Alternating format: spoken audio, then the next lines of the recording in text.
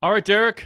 We're just a couple weeks away from SummerSlam, and tickets are now $25. Um, Justin Jefferson of the Minnesota Vikings made the pitch. We knew it was coming. They'd have to lower ticket prices to try to get a surge in ticket sales. Um, there's a lot of specifics to talk about, but I will throw to you broadly first, and I rarely do this, but how do you think this show did in terms of sparking interest in anything? And I don't, this sounds like a loaded question. It's not meant to be. It sparked interest in anything that wasn't clicking yet. Did anything take a step forward rather than just sort of reinforce some things or even take a step back?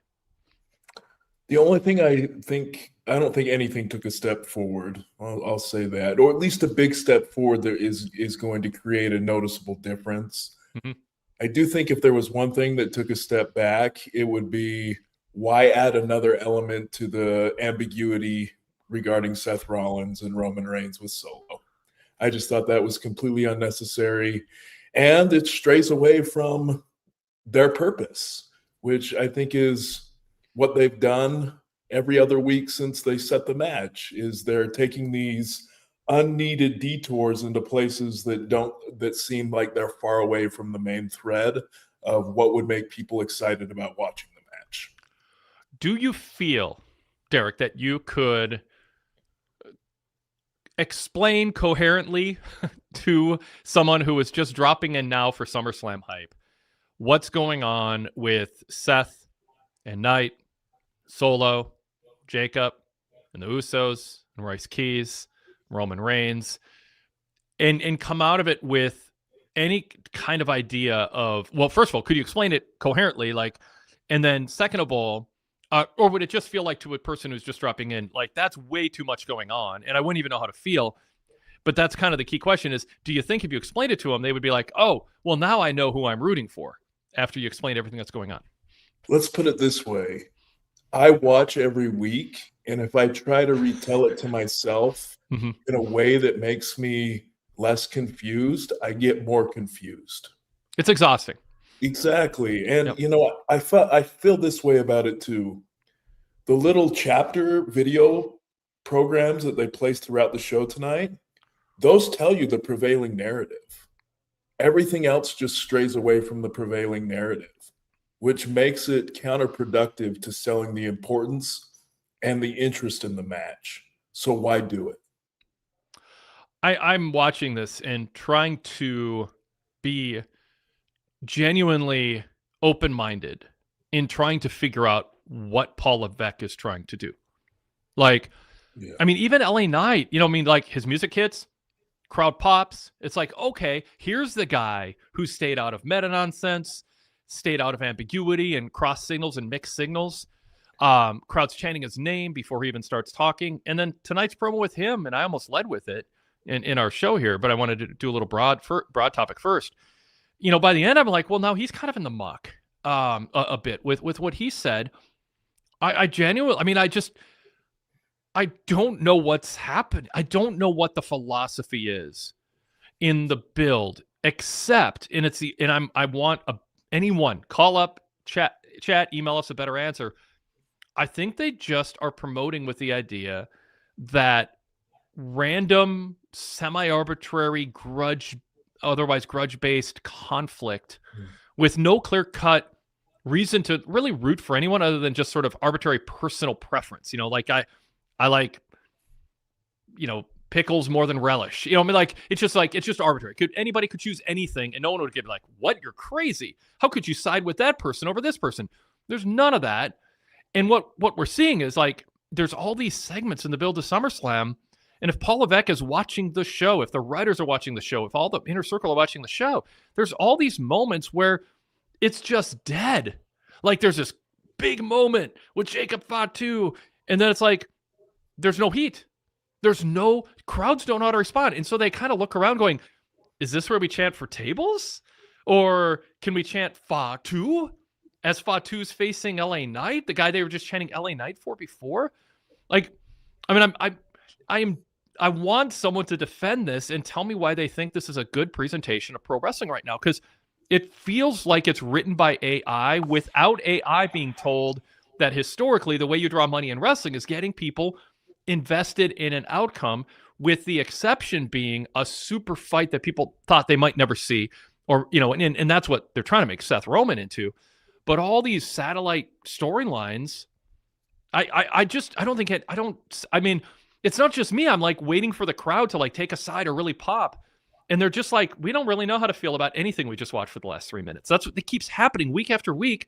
And then they just muck it up even more. Am I overstating it? Do you think there's another point of view that I should give more time to, Derrick?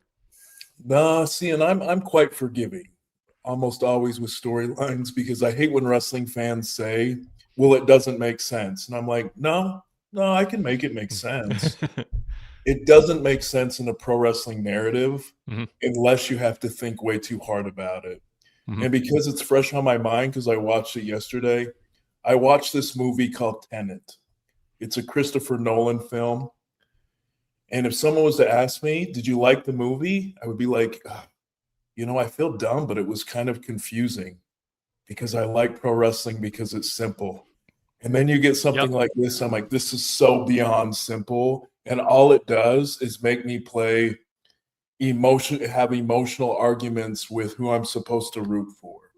Yep. And I don't think that's effective, because that's what's happening to kids who are 7 years old in the crowd and kids who are 15 years old in the crowd and adults like me and you who are in our 40s or our 50s, trying to make sense of, well, who do they want me to cheer right now? How do they want me to feel? Yeah. And I don't know the answer. I don't know what they want me to think right now. And I don't think that's good storytelling. And I don't want to watch wrestling thinking, who do they want me to cheer? But I mean, I think sometimes you have to take a step back and do it, or sometimes it's obvious. Vince McMahon wants you to cheer John Cena. He wants you to cheer Roman Reigns, as LA Knight brought up, a little too meta. Fans rejected Roman time after time, year after year after year, as he put it. What I want is I just want someone on TV who's fighting for a cause that resonates with me, that I believe in, that the fans believe in, and I just have a natural reaction rooting for them. I mean, that's how the world works. You just like, it's not about like forcing the fans to cheer for someone they don't want to. That's completely beside the point. The point is give us somebody who is actually consistently somebody you'd want to root for by understanding who your audience is, what they look for, what they like. It's charisma, it's badass, it's standing for something. And we get, Cole on Saturday's Main Event. He was like, oh, Paige and Brie, you have to admire them for or they say about the he said it about the challengers, like, oh, you got to admire that they inserted themselves into the tag team picture by attacking Paige and Brie. And it's like you're now cheering heels for outside the confines of the ring attack, and you're touting that as an argument for Fatal Attraction, like getting an opportunity at the tag titles. There's no structure. There's no like foundation. It's just weave through. I've never seen a wrestling company. No, that's not true. It's been a while since I've seen a wrestling company. I've never seen WWE be so rudderless when it comes to, there actually is sort of a structure, and you should play within the confines of the rules of the structure so we can find out who the best wrestler is. And instead you just have, and Cole's saying it so often. He said something today too that I was trying to recall, where it's just like undercutting the whole notion. Baby faces attacking heels before matches now, and heels attacking baby faces before matches, and the ref doesn't go to the person who's illegally attacked, are you guys ready for the match? The ref consistently calls for the bell immediately and rewards the pre-match attack. It's just a free-for-all in terms of the structure of the rules. It's a free-for-all in terms of the what people stand for and how they go about their business. And fans, I really do think, are just sort of left like being not really, I mean, saying pulled in two directions is understating it. I think they're sort of overwhelmed with ambiguity that is leading to ambivalence, which I think is a huge part of what's going on with SummerSlam ticket sales and them to slash prices to 1985 rates. And I think the easiest way I can put it when I look at what the SummerSlam ticket sales are is, unfortunately, in their current business model, they have lagging indicators for success and lagging indicators for slowing down. And they booked a 2-night event in a secondary city like Minneapolis based on enthusiasm for the product that was there 8 months ago. Well, a smart business looker or someone who analyzes business would look at that and say, this is where our ticket prices were set based on the enthusiasm we thought we would have. And right here, which is significantly below, is where the enthusiasm is. So if you want to use things like, well, the economy's weak, or it's in Minneapolis, or all these other things, those are just excuses. You got to look at yourself and your own creative output and say, why is enthusiasm for our product dropped down to a level where we can't sell tickets that we think is a respectable number in a big stadium? And what you're pointing to and explaining quite well, I think, is a major contributing factor, where the enthusiasm is still there for stars. It's not there when you're pitting some of your biggest stars against each other at a big event, which shouldn't be happening. Yes. All right, let's pause. Let's introduce ourselves. I want to throw some comments on the screen. I'll read them out loud for the podcast audience, of course, as people are kind of commenting on their own and also in response to what we're saying. This is a Wade Keller Pro Wrestling Post Show on Monday, July 20th, 2026. I'm Wade Keller, host of the show, editor, publisher, and founder of the Pro Wrestling Torch weekly newsletter on the website, PWTorch.com, and the host of various podcasts, including the Wade Keller Post Shows and Wade Keller Pro Wrestling Podcasts, our red logo and blue logo shows you can subscribe to for free by searching Wade Keller in your podcast app. Please, if you get a moment, give us a 5-star rating in Apple Podcasts, Spotify, or wherever you listen to our podcast, if you're on the podcast side of things, and give us a thumbs up and a like and a subscribe if you're watching us on our live YouTube post show feed here on the Wade Keller Pro Wrestling Post Show. My co-host tonight is Derrick Hubbard. He is a PWTorch contributor, and it's great to have him back in the co-host chair to try to make sense of or explain why it's, instead of trying to make sense of it, let's just explain why there isn't sense to be made and it's bad, because I think we're both on the same page as far as that goes. But if somebody wants to come in and try to defend it and explain it, I mean, I'm genuinely open to just going, okay, I'm looking at it. I'm looking for it to be something it's not trying to be. And if I shift my viewpoint to a different lane, now I kind of get it. It's not as bad as it seems, but I need to hear that. I need it explained to me. Derrick, welcome. Thanks for having me. Always nice to talk wrestling with you, Wade. Great to have you here. Tell people about your column that at PWTorch that we'll be posting probably tomorrow. So it's called Then, Now, and Forever, and I look at something of a relevant theme to what's going on in WWE today, and then look at that theme way back when, how it plays out now, and probably the best example of it. So this week I looked at the Shield and the relationship between Roman Reigns and Seth Rollins, and a lot of the chapters they highlighted tonight in their video packages are the matches that I picked to analyze in my column this week. So timely, I think. Yes, very much so. Very much so. All right, you can contribute to the show if you're watching us live on YouTube in our live chat. We'll be putting those chat comments up momentarily. You can also email us at wadekellerpostshow@gmail.com. That's especially handy if you listen to our podcast on delay, but do watch the TV shows live and you want to listen to the podcast and see if your email, your comment, your question, your rant makes it onto the show. wadekellerpostshow@gmail.com. For the flagship tomorrow, you can email us at wadekellerpodcast@gmail.com with questions, topics, rants, whatever. It can be on a broad array of topics. The flagship, we broaden out the range of what we talk about. And you can also be a caller. We got Derrick on hold. He'll be joining us momentarily to give his thoughts on the show, and you can join him. The link to be a caller is in my TV report at pwtorch.com. Or for VIP members, the ad-free version, pwtorchvip.com. Just click on the link and join us. We'd love to get some new faces, new voices, or some regulars on back to join us on tonight's show and help us try to figure out what the hell Paul Levesque is doing and his creative team are doing with this build. You know, the CM Punk, I mean, there's so much to talk about because you covered Saturday night's main event. Thank you, Derrick, for PWTorch on Saturday night.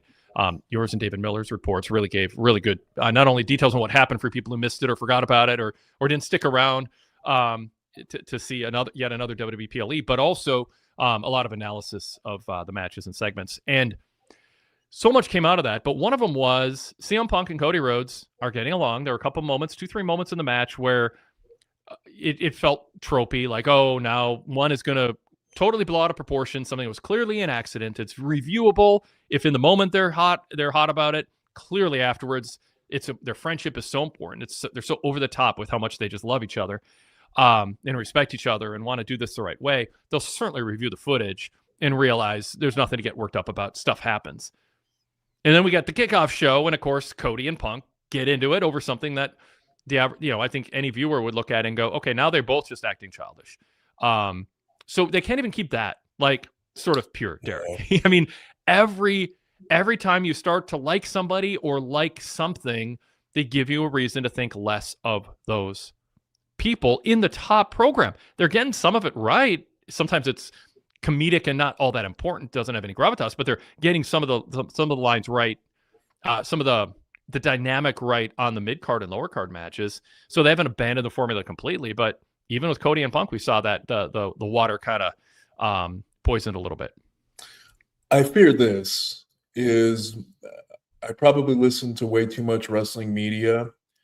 And a lot of times when they're talking about a title match between baby faces or a title match, they're like, well, we need a story, or we need something like this, or we need something more.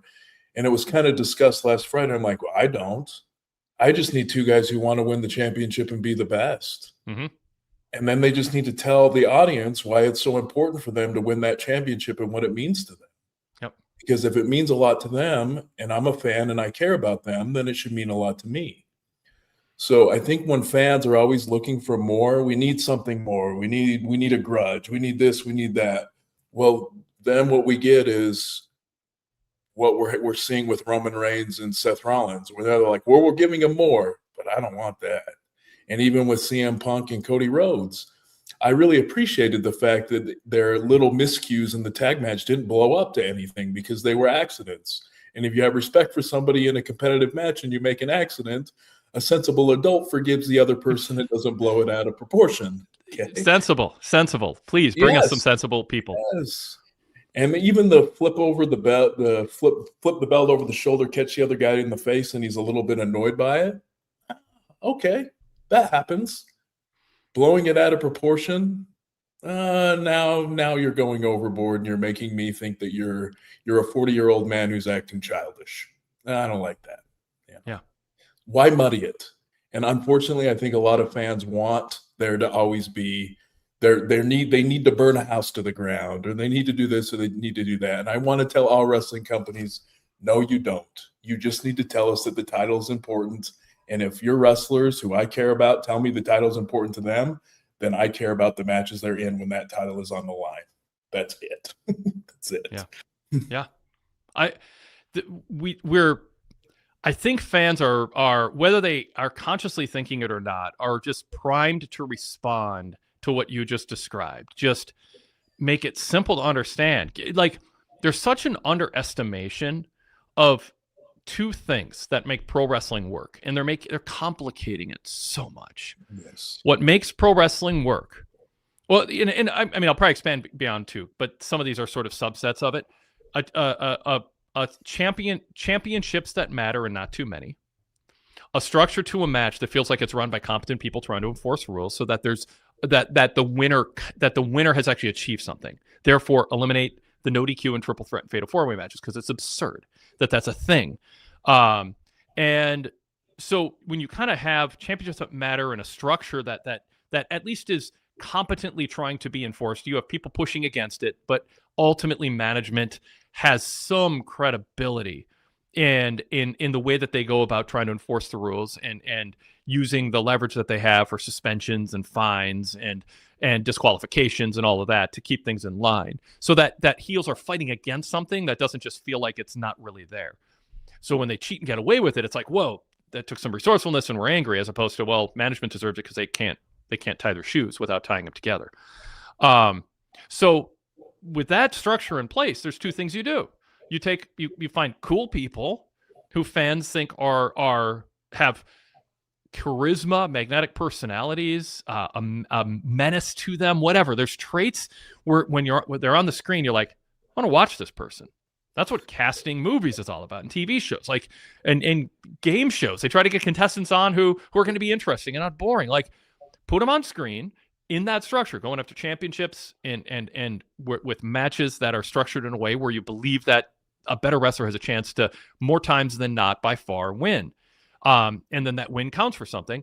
And then the other thing is people like to watch fights. People like to watch violence, and all kinds of violence, real and Marvel movies, superhero stuff, all kinds of stuff in between, fight scenes in Western movies, like whatever. There's people just like to see combat, and wrestling has power to make combat whatever they want it to be. So if you have that foundation of championships that matter, and a structure to how matches are executed that seems to have competent management and referees, creating some semblance of a foundation of rules where the fight seems to count for something, then just let us watch them fight. Yeah. You have all these different styles, Derrick, all these different styles of fights you can tell, all these different stories. But no, we're going to complicate it with a bunch of meta comments about who's not getting over with promos, fans rejecting people getting pushes beyond what they deserve, and all this entitlement. People were supposed to tearing into each other in ways that make them both unlikable. Misunderstandings where you're rolling your eyes going, like you said, that you're like Punk and Cody now letting us down by just being another two people who can't just see that was an accident. They're complicating everything. And I just think the thing that's going to, that the next kind of hit the reset button, correct course moment is going to be when they just strip it down and simplify it, Derrick. 100% agree. And I'll add one thing. I think we love to see people who are cool, who have charisma. But as I've gotten to be an older fan, like in my 20s, in my teenage years, I just wanted to see somebody who was really cool, who I could identify with. Now, more than anything, I want to see someone who's likable, who I feel good about rooting for. And a good example is Chad Gable and Penta. They are both baby faces who are fighting for the Intercontinental title. I'm rooting for Chad Gable because he seems like a good dude. I don't know if he's really a good dude, but he apologized on TV to the Mexicans he was mean to. Yep. He fought with honor and lost a match with honor, and then had his family in the ring and said that he embraced Mexican culture. I don't care if that's completely a put on. I like that guy. Yep. And I feel good about rooting for him. Yep. As a wrestling fan, I like Seth Rollins a lot, especially because his wrestling journey was similar to mine. He was just way better than me. He's a Midwestern kid who all he wanted to be was a pro wrestler, was nothing special, and got to the top because he cared and worked harder than anybody else for longer than anybody has. But then when he goes on these tirades about meta this or meta that or this or that, it makes me like him less. It makes me care about his match less. Yep. That's not the point. Yep. Right. And so I think they need, going back to basics. Yes, it's not this 3D long-term storytelling stuff, which sometimes can work with the right people if you have the right story, but you need a prevailing narrative. Yeah. And the other thing I think WWE suffers from is because it's not like a movie where you can go through trials and you can have character development and then you get to the end and there's a conclusion. You do that, but you do that every 3 to 6 months, and then it just starts over again. And when that happens too often, now it's a guy I don't know if he's a good guy or a bad guy or how I'm supposed to feel about him, because all I've got is mixed signals from how he acts all the time. Makes me care less about him as a person and less as a wrestler. And it's just one segment after another this whole year. It's just, here's someone I'm kind of liking him, and then, don't be a jerk. Yeah, don't be a jerk. Yeah. That's what I say all the time. Yeah. Like, don't react to a situation in a way where we think you're a grown man acting like some, 14-year-old who I don't know. Like, it's just, we want to watch people who are grown-ups, who act in grown-up ways. They're professionals. They're earning a lot of money. And instead, it's like, CM Punk, a week or so ago, just going, well, you can't say anything that the internet hasn't said about me or social media hasn't said about me. It's like, why is he even giving fuel to people who he shouldn't even know they exist? Like, I don't understand celebrities, and I know it's just the reality, but just going and scrolling on social media to find out what a bunch of random people are saying about them, who some of them are bots, some of them are just looking for a reaction, and you're validating them by even bringing it up on national TV. It's like, we want to look up to the people who made it onto television, that they're getting this TV time. And instead, they just let us down constantly as being human in ways that is sort of undercutting wanting to pay big money to see them, because they seem kind of sad and pathetic and immature and rudderless. And that's, I mean, but when Oba, people in the chat were talking about Oba saying, I'm going to kill you again. It's like, yeah, that's annoying. Oba's had a few glitches in his promos, but overall, there's a guy you want to root for. And I thought Heyman had a night. One of the highlights of the show is Heyman's sit down in a room talking about Lesnar, because it pulled from history. There wasn't hack stuff. It wasn't meta stuff. It's no one had a better rookie of the year than you, Oba, but you're overrated. And Brock's not done. He's got a streak in the Hell in a Cell. It was about who's going to win the match and why you should. In the end, it made you kind of want to see Oba shut up Heyman and prove him wrong. Like, that was simple. I don't know. I hope they get back to that. If Oba's going to be the new mega over baby face, make him be a tried and true alpha baby face. Yeah. Don't show cracks. Don't have him bully people. Have him stand up to bullies. Pull from the 1980s, babyface playbook where Hulk Hogan stands up for Gene Okerlund. The balding little guy that you stand up for. That's a likable trait.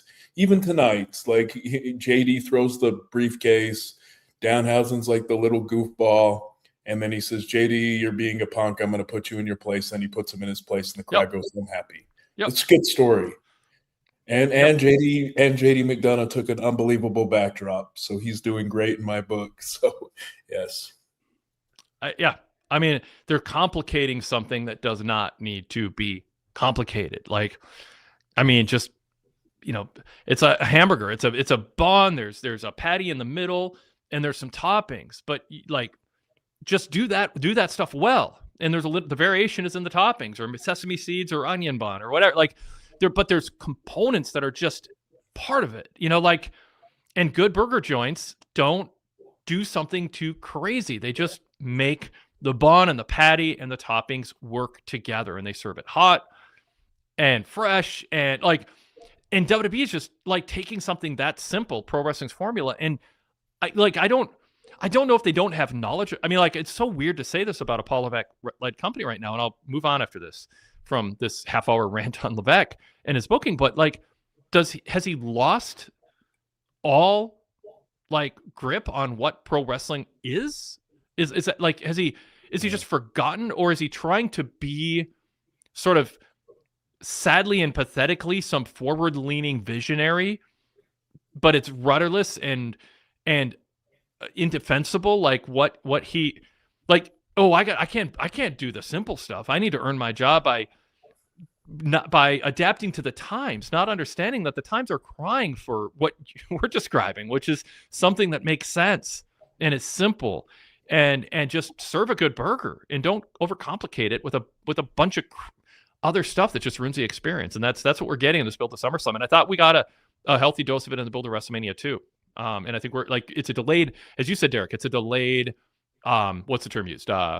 Lagging indicator. That's it. Yeah. Lacking indicator. Yep. And I'll just, this is my concern about it. Is the WWE management and creative team is reacting to what they think fans want. So when crowds or fans on podcasts like this or whatnot, they decry, it's too simple. I remember I listened to, and I'm not going to throw the guys under the bus, but it was a post show on PWTorch when Cody Rhodes and Gunther were wrestling, and both co-hosts, that was not you, they were like, oh, it's lame. There's nothing about it. I'm like, what do you mean? Gunther just cut 3 promos about how important the title belt is for him, and Cody wants to defend the title because it's the most important thing in his life. That needs to be enough. And if you say it's not enough and enough fans say it's not enough, I think that's what you start getting, is trying to convolute things and making way more complicated than they need to be. Yep. They're just making it more complicated than it needs to be. And they're reacting to again, I would just beg wrestlers and promoters and bookers and writers, get off social media, get a dumb phone, don't follow anything online for 6 months and decide you understand this industry well enough, or figure out who does, and just plot out a course and execute it and listen to the crowd and differentiate, as I've been really trying to do this year, between communal chants and a peak fan experience. You want fans to buy in. You want them emotionally reacting to things that happen that either are getting in the way of or changing the course of the outcome that they want, or cheering when we're heading towards the outcome they want. And that should be the reaction. And this other stuff of Fa 2, LA Knight, get the tables, this is awesome. All that's a sign of losing. Your hand's not on the steering wheel. Then the fans are just hanging out, chanting and singing. They're not actually buying your story. They're not reacting to stuff. And yeah, I mean, this show is just the top stuff. And it's fine. I mean, I don't have a problem with them giving LA Knight and that, that whole 6-man tag attention in the main event. But how are we supposed to feel about the Usos? Yeah. And to me, it's wasted because, they wrestled a pretty decent match in the main event. And obviously a lot of planning went into that melee at the end because mechanically it went off without a hitch. Everybody was spot on their run-in. Like, I can only imagine, we just take it for granted that stuff goes on without a hitch. But having this guy show up at that time, and then he's got to turn around here to take the super kick, and then the camera guy's got to go from here to now he's watching the ring. You can only imagine. Like, we just watch it and we're like, oh, that was exciting. Do you know how much time and effort goes into that? I mean, it must be insane because you need the camera guy, the producer, and all 6 of those wrestlers to be in the right place at the right time, knowing what your television hard out is. That's extremely difficult.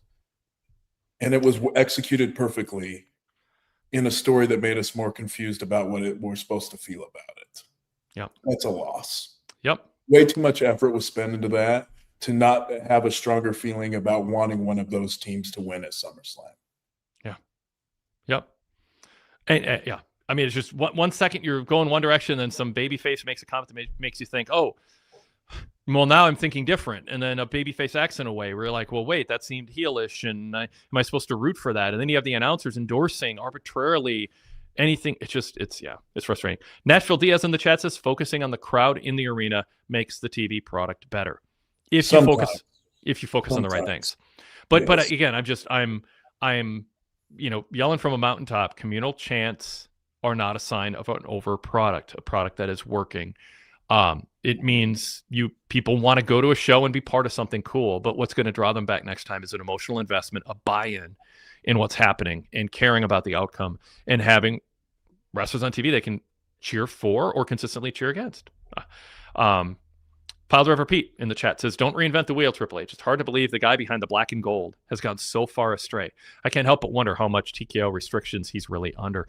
I'd give Levesque more wiggle room because he isn't the boss. He doesn't have the power Vince McMahon had. But he just sometimes, his public comments, I think, sort of, they don't feel like begrudgingly endorsing something he's being twisted into doing by higher ups.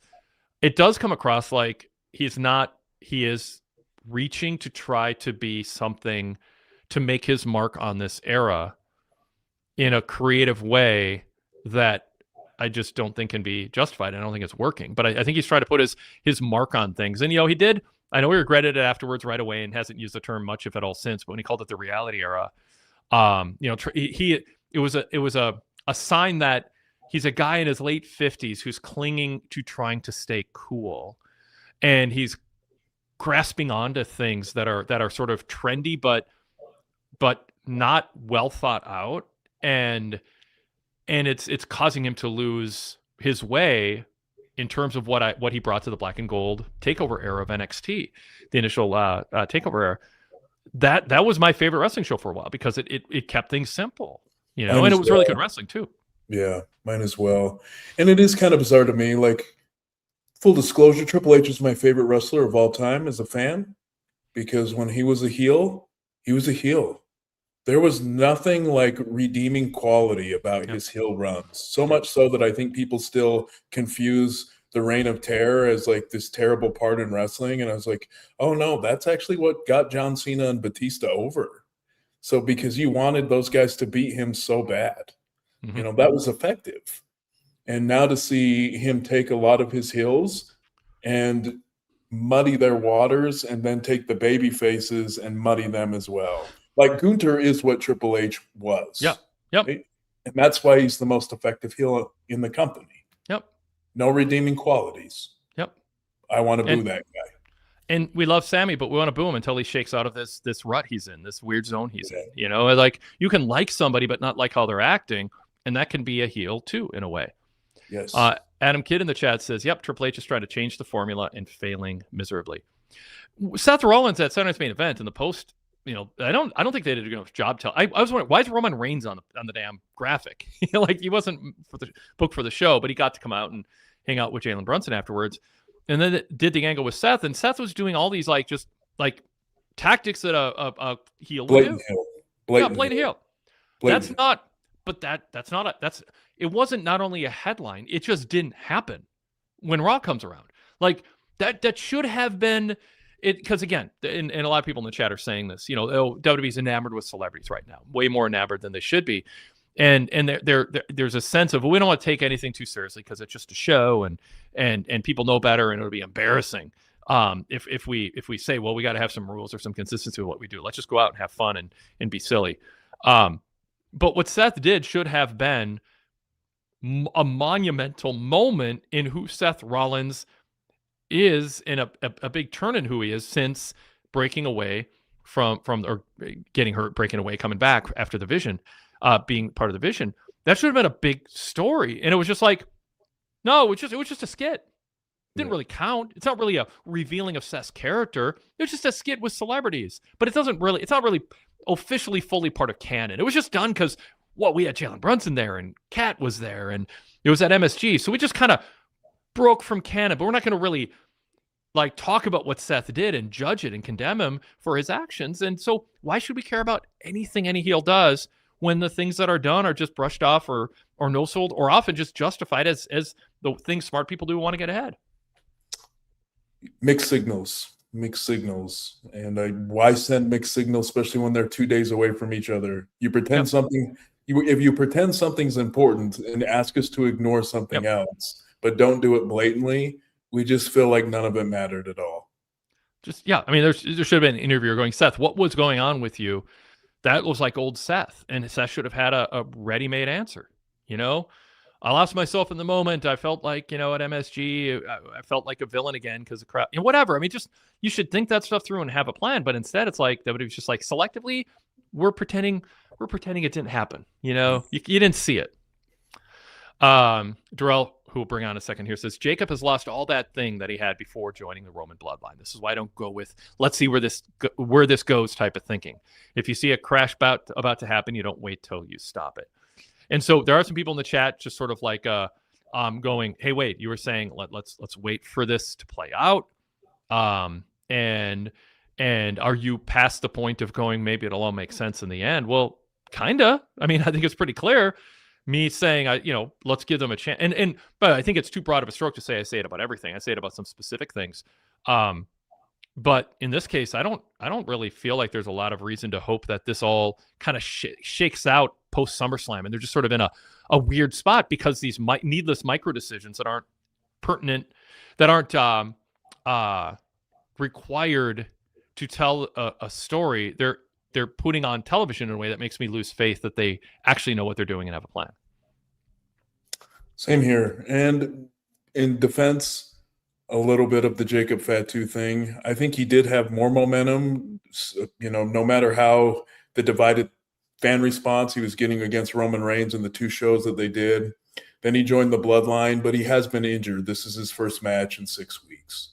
So I think they have been limited with what they can do with him from an in-ring perspective, because this is his first time he's actually wrestled a match in quite some time because of I believe it was a knee injury. I think the idea with Fatu is he could have been tied for number one babyface with Opa Femi right now in the company, had they not complicated it or prioritized Roman Reigns and him being subservient to Roman. There was a foundation to aligning with Roman, which is, I told my kids, I was in front of my kids, I made a commitment. If I lost, I would acknowledge my tribal chief, and he's doing that. There is honor in that. But now it's just and then he was pushing away the Usos in a way that made him feel like a baby face.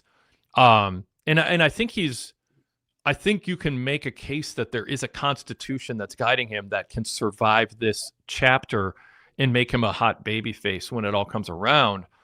But to tell this story, he's opposite of LA Knight, who coming into this promo at least was the guy getting the most pure babyface reactions, which he then went into meta mode to point out. People actually liked me from the beginning, and they like me more now than ever. I would let that speak for itself and not articulate it on a promo, because now you're taking us out of the moment. And it seems sort of braggadocious in a way that's off-putting, and he's been avoiding that. So this was a step back for LA Knight, but then he's against Fatu, and again, Fatu at some point obviously has to wrestle, even if he's. But and then this whole thing is, well, he's a babyface because he's still a babyface despite being aligned with the Usos, who are acting like heels, and despite being aligned with Reigns, who is a narcissist. But then it's like, no, wait, Reigns is the number one babyface. There's nothing about him that's like, babyface-esque. He's just cool and successful, but he's not really a good dude. He's not like a nice guy. So it's even that gets complicated. Like, well, his only loyalty is to Roman. Well, Roman's aligning with the Usos, and the Usos are doing heel stuff left and right. So Mark Bischetti is another chat comment is referencing. Wade, you've had a wait and see what they do attitude about recent bookings. So are you saying you're ready to give proper verdict on the state of WWE storytelling? Yeah, I'll just refer to the last 40 minutes. So we'll see. All right. Darrell, are you ready for us? If I don't see your... Oh, yep. He's giving us a thumbs up. All right, let's bring Darrell in. Darrell, welcome. What's on your mind about Raw and our discussion so far? Yes, Wade. Hey, half of it, I always be on your side, especially with the baby faces and heels. Yeah. And I wish one thing that you just said, I wish people would stop saying that. I know Todd loved to say that, but Roman is not the top baby face. He's just the top. I called it fool. I think legendary. the term I use is fool's gold. I think his reactions are fool's gold. They make it seem like he's a top babyface, and depending on, again, you have to define terms. What is a top babyface? It's the guy main eventing against heels more often than not. Whatever. I mean, yeah, I get, but it's fool's gold in the sense that the reactions for him are the peak main event megastar communal responses. Just people like to chant OTC. He carries himself in a way. He mentions the town, the old McFoley Cheap Heat. He's got that going for him. But it's fool's gold. It doesn't mean he's actually a babyface selling tickets at a super babyface level right now. If he is, it's not the evidence is not the crowd reactions, because the crowd reactions are part of the problem in that it's the category that the crowd reactions fall into. Derrick, you're nodding. I agree. I think if they wanted him to be the number one babyface, they would put him against heels, and that would solve a lot of the problems, and then have him show more virtue and vice. And I don't think he would have to change his character to do that. I think he could still be confident, still pretend like he's above it all. But if he fights, like you mentioned, for a constitution, you can support someone who's kind of a jerk as long as they're fighting to defend something that they believe in, that you also believe in. There's lots of politicians and war heroes that way throughout history, right? But right now, the way they position him and the way he acts, he gets a star reaction. He is the biggest star on television, wrestling television.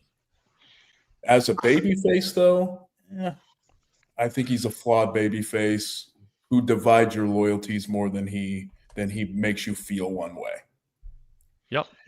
I would say he's in the category of LeBron James and Steph Curry. They're not the top NBA players in the league. They're not the best NBA players, but their history and time in the league still grants them as like the top sellers or the top people that people want to see because their history. Roman is at that point in his career right now. He's no longer what you want to see, what Roman has to do, how he comes up, or when they were building the bloodline storyline. You wanted to see where this go, the nooks and crannies. You was looking at everything that he was doing. He already done showed you who all he is. Now you're just happy to see him. Okay, we know who Roman is. Hey, we acknowledge you and stuff like that. And he gonna say all of that. I would say the top babyface will probably be Oba or somebody like that, but you kind of iffy with a top babyface or a top heel at the moment. I want to get back to the way, like Wade always say, I want to get back to heels and faces. Yep. And like tonight's show. Citing Gunther, Padre Pico's Gunther makes sense. I understand Gunther. Yeah. You know, Yes. Kavante Smalls goes, WWE's lacking heel so much. Gunther's the only heel they have, and he's feuding with an on-screen manager. Well, he's feuding with a former NWA champion, but to be fair, and a guy who's younger than Cody and Punk. You know, I mean, he's fine. We'll see. I mean, there's potential for this to just be, you know, for Nick Aldis to represent himself well, but that's a separate topic. But yeah, Darrell, Gunther, just like more of that. Yep. Yes. Dom at a time, he was a top heel. Logan Paul is going to always be a heel of a heel. You know, people like that. I want to see them get back to doing things like that. Tonight, y'all was talking about what Seth just did, which I get on him later. But y'all talk about what Seth did on Saturday night, and he didn't answer. Jey Uso came out as a babyface. Then everything that he did after coming out and hopping over the barricade was straight heelish. And they put him out there like he was a babyface. Even while he was doing the heelish things, they put him out there like he was a babyface. And you know what, Darrell, if somebody didn't notice who you're talking about, they'd be like, oh, is he talking about this guy or this guy or this guy or this guy or this guy or this guy or this guy? Because what you just described applies to almost every segment with a babyface this year, but especially in the last few weeks. And it was just, it didn't make no sense. Like, it like you show people one thing and then they do a totally different thing, and then you keep hyping it as net, and you had nobody. Michael Cole them just quiet out. They just quiet out. You had nobody calling out. Why is he doing this? Why are they interrupting the match? Why Jimmy coming out here? He ain't coming out here showing support. I think they had Michael Cole and one of them say, oh, he's coming out here showing support, rooting. No, he's coming out here interrupting the match. Yep. And I know people love to say, oh man, they trying to cut somebody's legs off and stuff like this.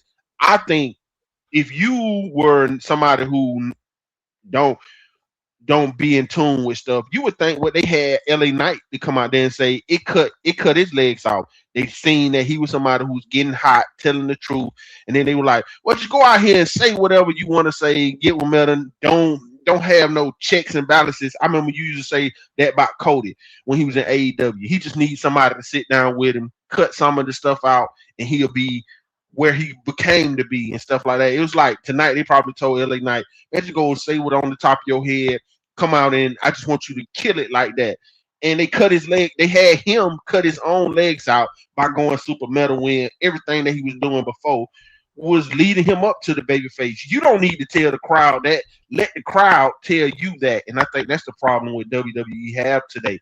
They want to tell the crowd instead of letting the crowd tell them that they agree with what you're trying to show us on TV. That would be my first thing. What y'all think? Derrick. Well, I think it's really easy to complain about what didn't work tonight, which is what we've done for the last 45 minutes. But it's harder, but it's still easy to suggest the alternative because the alternative was everything else on this show. The opening tag match, two plucky baby faces against a heel team that was utterly despicable from throughout that match to the after beatdown on Otis and Tozawa. They were jerks and they got heat because they're heels. They made, right now, Otis is the most sympathetic character in the company. And if they do that tag match, with the Vision against Otis and Tozawa, no one's going to care that Otis and Tozawa have not won a match in 6 months. They're going to go crazy for Otis in Minnesota because the heat that's been brought by the Vision is going to make him an massive babyface as an already sympathetic character. That's the formula that's time-tested in wrestling. They did that tonight, and it worked. And right? I don't understand. What is the philosophy to go stray from that in the main event? And again, this is not an argument that what about Warrior Hogan? It's like, yes, you every 4 years something comes around like that. Every 10 years something comes around even better, and you do it. Yeah. But you don't try to turn everything into that because not everything is justifying it. Yeah. And I'll bring up another example that didn't carry as much serious weight but was effective nonetheless, and that's what they did with Dom Mysterio against Joe Hendry today. Mm-hmm. Perfect stuff. And the Danhausen stuff is not for me. But the way that played out, where you had the heels cheating and then the babyfaces did the interference to counteract the cheating, and then the baby face goes over in a triumphant fashion and they have their hands together with the crowds cheering wildly. That was the most over Joe Hendry's been on the main roster. Yep. Because he was against a heel team that people love. They enjoy booing them. Yep. They don't really hate Dominic, but they enjoy booing him. It's a different level of investment, but it works in a pro wrestling setting. Once again, Absolutely. It's time tested. Why stray away from it? Nashville DS in the chat said the clearest heel on the roster right now is Maxine Dupree. That's it's symbiotic and with Otis, but absolutely. More comments on this. Kamanti Small says Otis Tozawa Vision segments have been the most over 2 weeks in a row. Some comments on Dom, because I was thinking this watching him tonight, is he's really good at what they're asking him to do, but is he losing? Is he straying from a path that would move him into a money drawing position instead of just a slightly better version of JD McDonough? And is he more valuable? It's like sometimes people are really good at a role, but it doesn't mean it's the best role for them. And I'm wondering that with Dom. Here's a few comments regarding that. Derek Mitchell says Dominic hasn't had an in-ring promo in 2 years. Most of his segments are either backstage or just accompanying Liv Morgan and JD McDonough. Are they scared of his heat? Mark Biscotti says Dominic's heat was nuclear. The dude couldn't talk without the crowd screaming. They really dropped the ball in cooling him down. Sean Plichta, who will be joining us soon, says, yeah, the opening segment totally worked for me for the most part. Derek Mitchell adds, they seem to have run away from Dom's nuclear heat and cooled him down. Pal Driver Pete said, the tag match worked. The crowd liked it. I liked it. It made sense. Sean says they have hurt Dom, though, because he was so over, and I'm just not a Henry fan. Mark Biscotti says Henry's way too out of shape. Pal Driver Pete says Dom doesn't fish for cheers either. He works as a heel. Yeah, I worry, Derek, about Dom being treated and presented in a way. Well, let's go to Darrell because he's raising his hand here. That Dom is being treated in a way that is undercutting what could have been a faster path to him being higher on the card. This is why I gave the example about Oba and what they doing to him, because I seen it with Dom. If you got somebody like Dom, and I would love to hear what Derrick has to say, when you got somebody like him who gets that type of heat and the people enjoy booing him, you should start moving him up the card, because you know what is something else that Dom did? Dom has removed the jokes from even JD, and where people are respecting what JD do in the ring and what he brings in the ring. If you kept pushing Dom up, he would have elevated everybody around him. But they don't show that they have, because they look at matches and stuff like that. But you ain't telling the next story. It's like the chapters in the book are blank because you have nobody to put him up against. He could have made certain baby faces feel better and hotter if you kept raising him up the ladder. That's why I say you couldn't wait with Oba, because they haven't showed the consistency to tell us stories that'll make you want to get behind this person and just follow their journey. Like Forrest Gump, when he was running across the nation in the movie, people just felt something about him, his story, and wanted to follow him and run across the nation. You ain't giving us nothing like that with either heels or faces. You want the boiling it down to one sentence is pro wrestling in a macro sense is about journeys, wrestlers on journeys that matter. But in a micro sense, it's getting fans invested in rooting for or against a wrestler achieving some sort of goal that they're trying to attain. And they've lost sight of all that because they're complicating it. They're throwing mixed signals. There's no constitution guiding anybody's actions from week to week or relative to other people.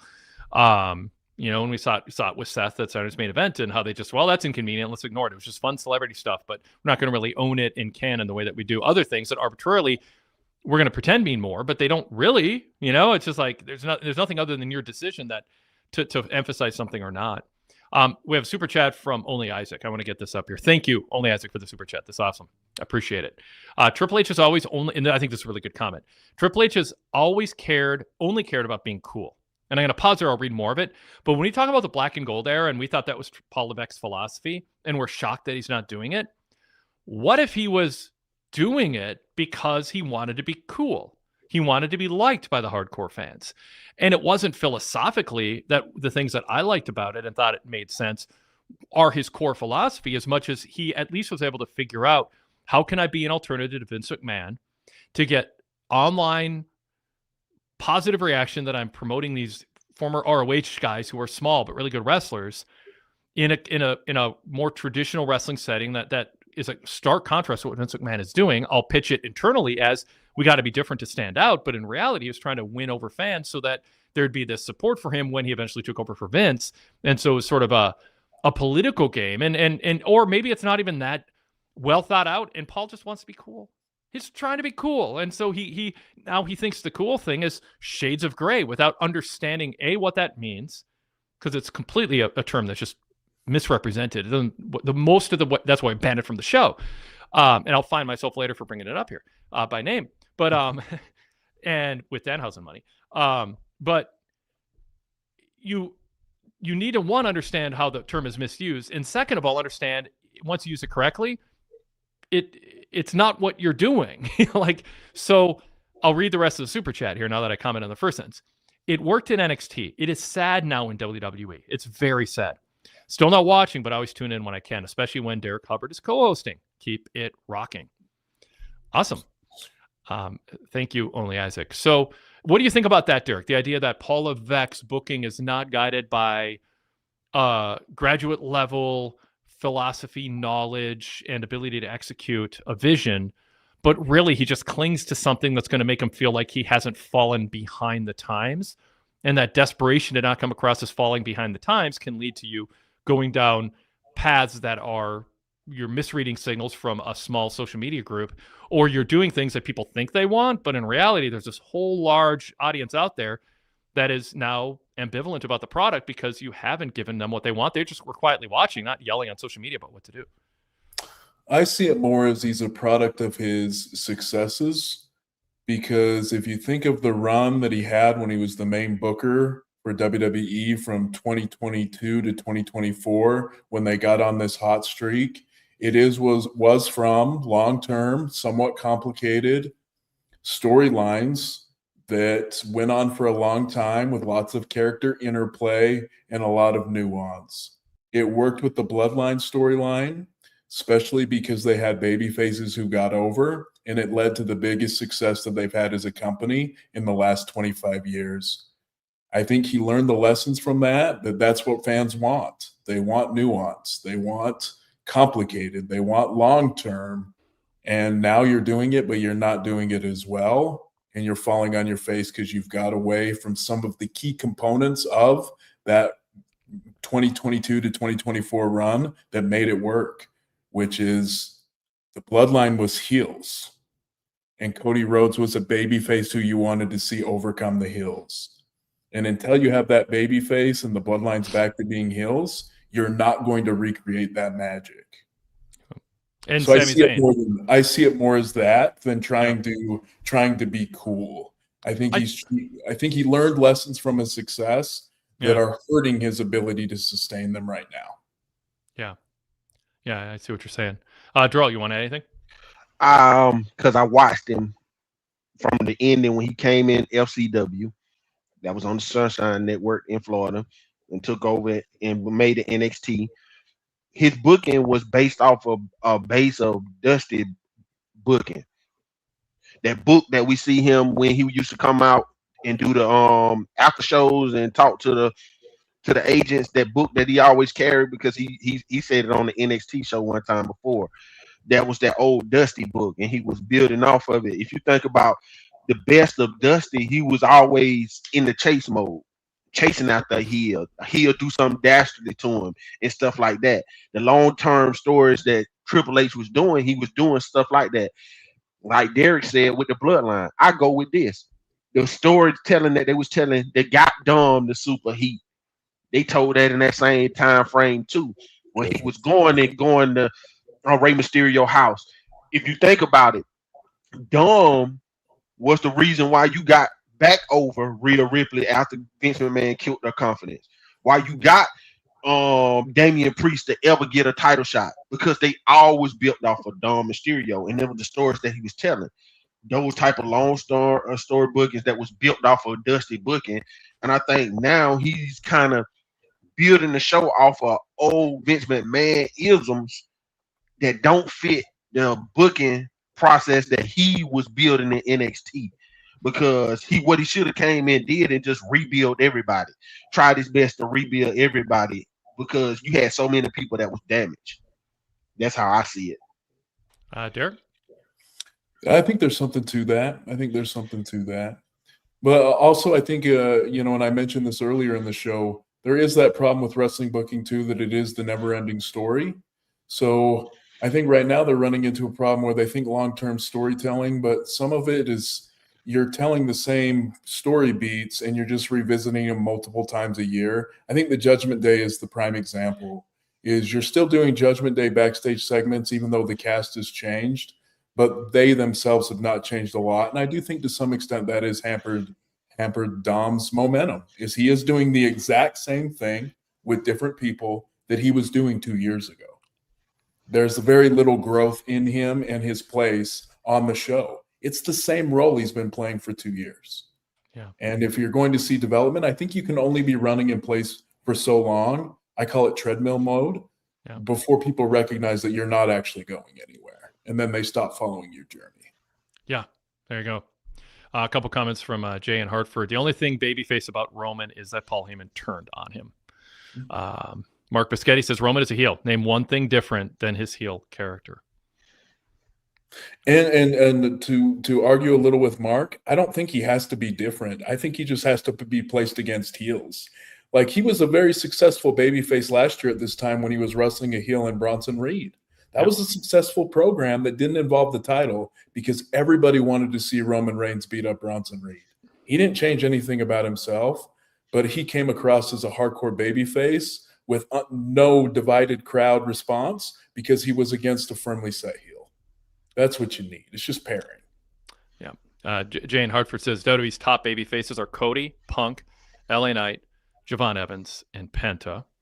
All those baby faces, when you look at that list of baby faces, Penta, now you're having to choose between him and Chad Gable. LA Knight is muddying things up by speaking against Roman and how he's treating people, and the Usos, who are still getting cheered even though they're acting like heels 2 out of 3 segments in the last month or so. You have Cody now, acting unreasonably with CM Punk, acting like, oh, it was intentional, and it's like, just watch the tape. Obviously it wasn't. And CM Punk getting pulled into that too. Javon's the only guy who's a babyface on that list who WWE isn't deliberately giving you pause to just be on their side. Like, they're just creating needless headwind and static and just liking them and trusting them to do the right thing and judge a situation in a way that you are rooting for, that you look at them and go, yeah, that's why I like them, because they handled this situation well. And I mean, and again, none of this is individual attacks on the wrestlers. They're just doing what they're told and hoping to get rich. I mean, that's the problem. Nobody has any pull right now because there's way too much money coming in to be the guy who's going to create a headache behind the scenes when they're just trying to pump out content. But that is, you have the lagging indicator then of doom, and SummerSlam ticket sales are, a sign of that. I mean, I put a story up on the PWTorch website today about ratings for SmackDown up against the World Cup, and it took a hit. I mean, they're down from, compared to April, they're down much sharp. You expect June and July to be lower than April, for sure. But the stats are in the report at PWTorch that I extracted from a spreadsheet and kind of put in perspective today. Earlier today, is it dropped 100,000 and change a year ago. It's down 300,000 and change this year, roughly. I don't know if I'm getting the numbers exactly right, but it's massive. And so, is it just the World Cup? Well, now we're going to find out. How do August and September compare to a peak period like WrestleMania? How does August do post SummerSlam? And so we'll be doing more of that analysis and kind of, again, trying to be fair about it and look at what are some external reasons that could cause a bigger drop, like the World Cup. But it's a sharp drop off, and granted, a red hot product will withstand that. I mean, keep in mind, in the Attitude Era, Monday Night Football was worried. ABC was worried. I think that's where Monday Night Football was at that point. Was worried about Raw hurting their viewership.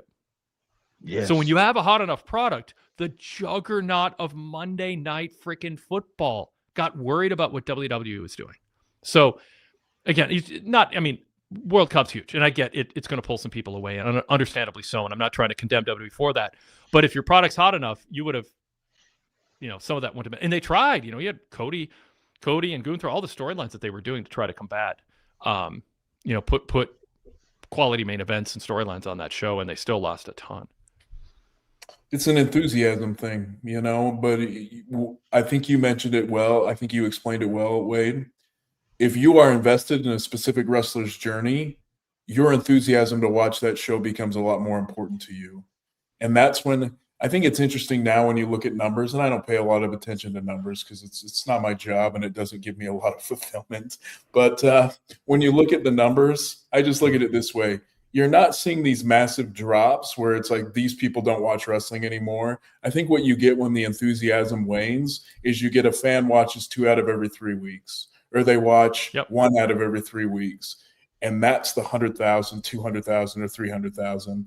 And they're still listening to shows. They're still reading the news. They're still doing all those things. They're not watching your show because they're not enthusiastic about following someone's journey. So the solution to that's easy. Give us someone we want to follow their journey and put them on television every week and develop their journey on a week-to-week basis that we can follow along to. And that's when it's exciting to watch pro wrestling. Yeah. All right, Darrell, what else would you like to add before we move on to Sean? I would say this: dream matches, big matches, 5-star matches to me don't draw. Big stars alone by just being big stars don't draw, but great stories, good stories draw, because that's what draws you in. That brings you in, and then if the other stuff come along with it, it's just like icing on the cake. And I don't want to make nobody hungry tonight, like last week, but that just brings icing on the cake, and that's what I feel like they missing. Just tell good stories, put somebody on the journey. I think Javon Evans the last 2 weeks had 2 good weeks because, and I heard Wade, you were talking with somebody, and they said, well, nothing happened in that that match that they was deciding for the number 1 contender. But I felt like Javon had a good week, and he was the story in that match because how they were having him show fire and pulling back and coming back. And that's why I feel like they put him and Dragon Lee on tonight to lose to the Vision and stuff like that, because they were building something with him and stuff like that. I just want to see stories with everybody week to week. Like you say, Io Sky is the most likable person. She helped that story earlier, coming out there with Danhausen, because she's so likable. Easy story to tell with her. And if you protect the integrity of how matches are executed and things just make sense, referees don't reward pre-match attacks by calling for the bell when the illegal advantage is in motion, where you don't have triple threat matches where there's no rules, which is just arbitrary and stupid and makes anyone seem like a fool for not just bringing a stun gun and knocking out your opponent in the opening seconds. Why would you not? Those are just 2 things I harp on, but like all kinds of things that if you have matches that matter and titles that matter and a structure that has some integrity to it, you can just let Io Sky be Io Sky. And people are like, I want to tune in to see Io Sky this week. And then I want to tune in to see LA Knight this week. I want to tune in and I want to see Otis and Tozawa give Austin Theory and Braun Breaker and Maxine what they have coming. Those are just primal base emotions that draws people into watching pro wrestling, and they're making it so complicated, needlessly complicated. And then you should have a mid-card with talented wrestlers who are the fans are excited because, Derrick, they're on a journey, and you're excited to see if they can win. So you have the base. I mean, it's just a fundamental baseline. There's someone who fans have reason to root for. You've read the fans well, you know who they like, and then you amplify those traits in someone, and then you find out who they don't like or what they don't like, and you amplify those traits in someone else, and you put them in a ring with rules, with excellent athleticism, but a variety of styles, and then you have outcomes that matter, and some people win, some people lose. Thrill of victory, agony of defeat. They move forward or it's a setback. That's the story. And then week to week, they act consistently so that on a week when they don't, every 6 months when you do a turn, there should be 2 turns a year, not 12 turns every quarter. Yes. And then it's a big deal. And instead, all these turns and all these title changes and all these special stipulation matches, they're all just a crutch for needless straying from the fundamentals of what people like about pro wrestling, which is larger than life personalities on a journey. You're rooting for them or against them achieving their goals.